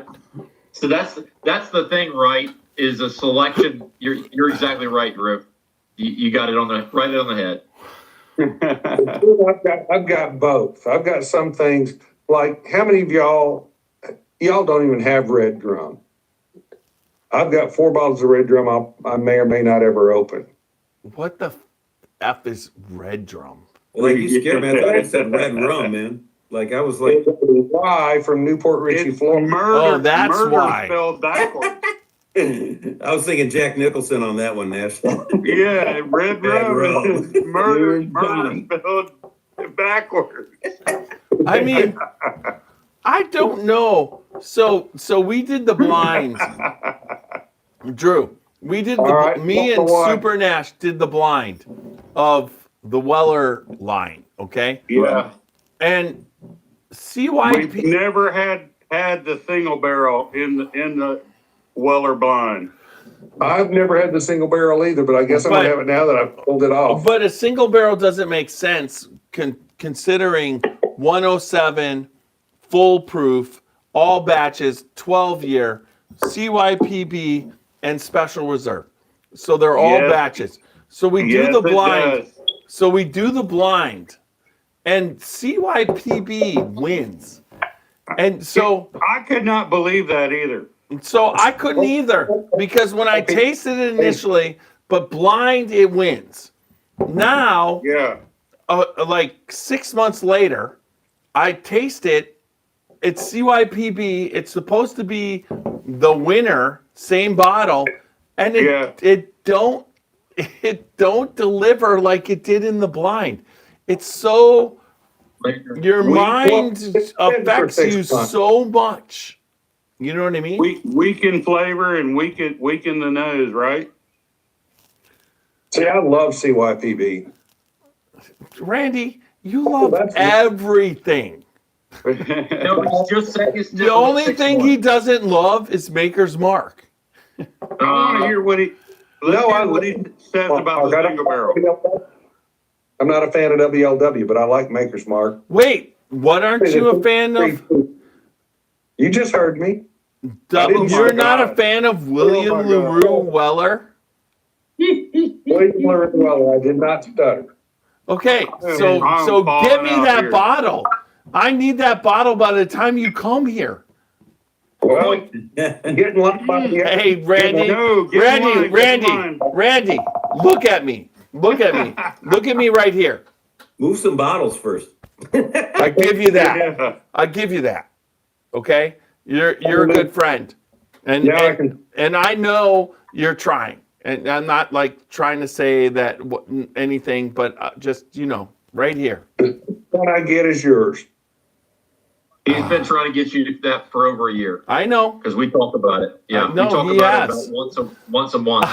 That's a My tough bottle to get, my other bottle is up there, and there's still like 6 pours, so we're not You close. have a bottle of it? What? You already have a bottle? I got you. Don't you had some of my bottle last year at the Christmas party? I Stacy don't brought. remember. All I remember from the Christmas party was something called King of Kentucky, and it was hot. Hey Drew, Yeah, you have to come up for our Christmas party this year. I'd love to, man. I'm not sure what we've got going on yet, but You do you know the I'll date? get with you. Have you seen that?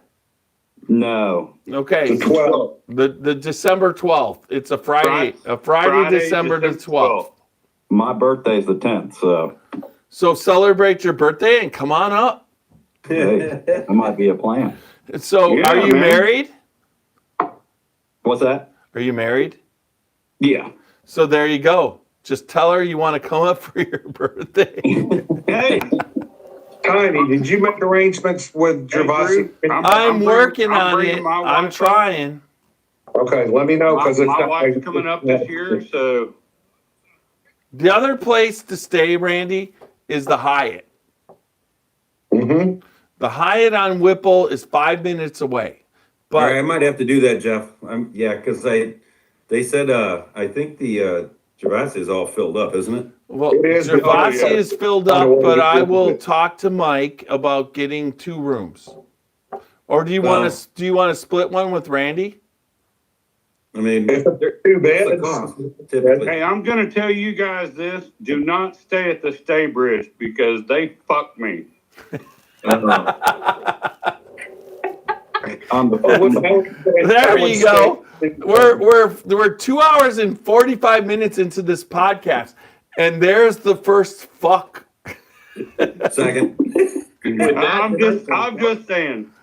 They did. During COVID, I booked a room up there and all that, and all of a sudden they canceled everything. And No, all they that. canceled his flight.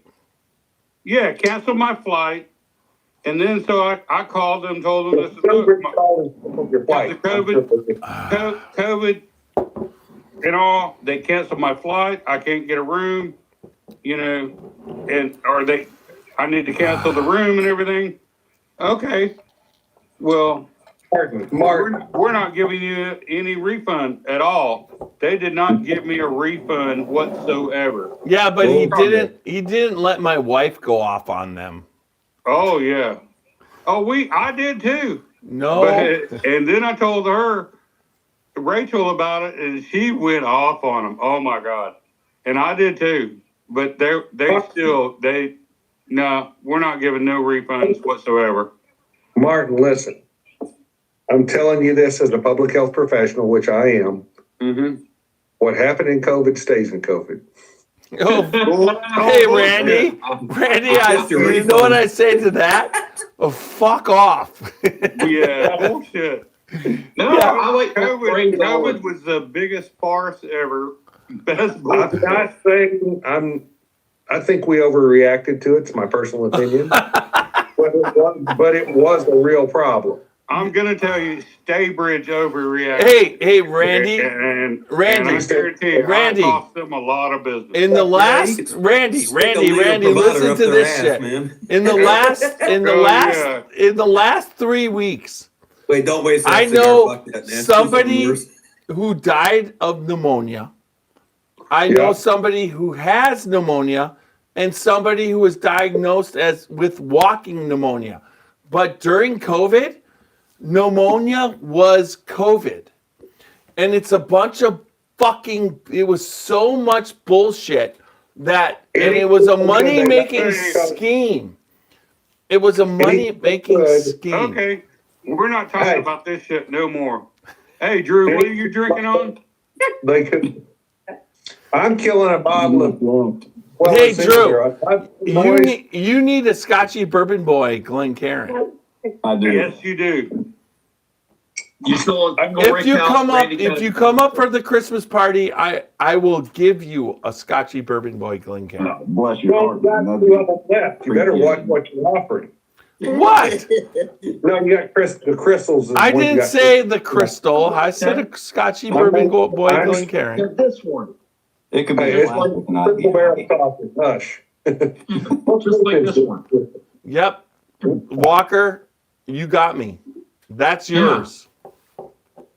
Hey, Jeff, what year is your CYPB? 2024. Yeah, it's a 23. Drew, you still on single Rick House? Tiny head Yeah. ass, Randy. You know Yeah, what there I'm you go. on? You know what I'm on right now? I'm on Dark Arts French Oak. All right. Oh my So God. I'll give you. I finished my French oak a couple of years ago. This is toasted Jubilees Fleur. Oh, I French still oak got, no, staves. I still got that in there. I got about a third of a bottle of that. I don't have a third of a Okay. bottle. I've got an eighth of a bottle. Yeah, well, that's about how much mine is. What you held up? Because I looked at it a while ago when Macaulay was on. I was grabbing a bottle. And Macaulay's like, my French oak is way better. Yeah, it is. Sorry for the chaos, Drew. This is what Zoom is. Hey, I'm hey, all Drew. here for it. Hey, Drew. All right, I'm ending the YouTube. Hold on, Drew. Just to give you an example, if you come up for the Christmas party, oh my God, the pours and the bottles that we bring up to it. Walker was the king last year. He brought like the President's Choice, Old Forester.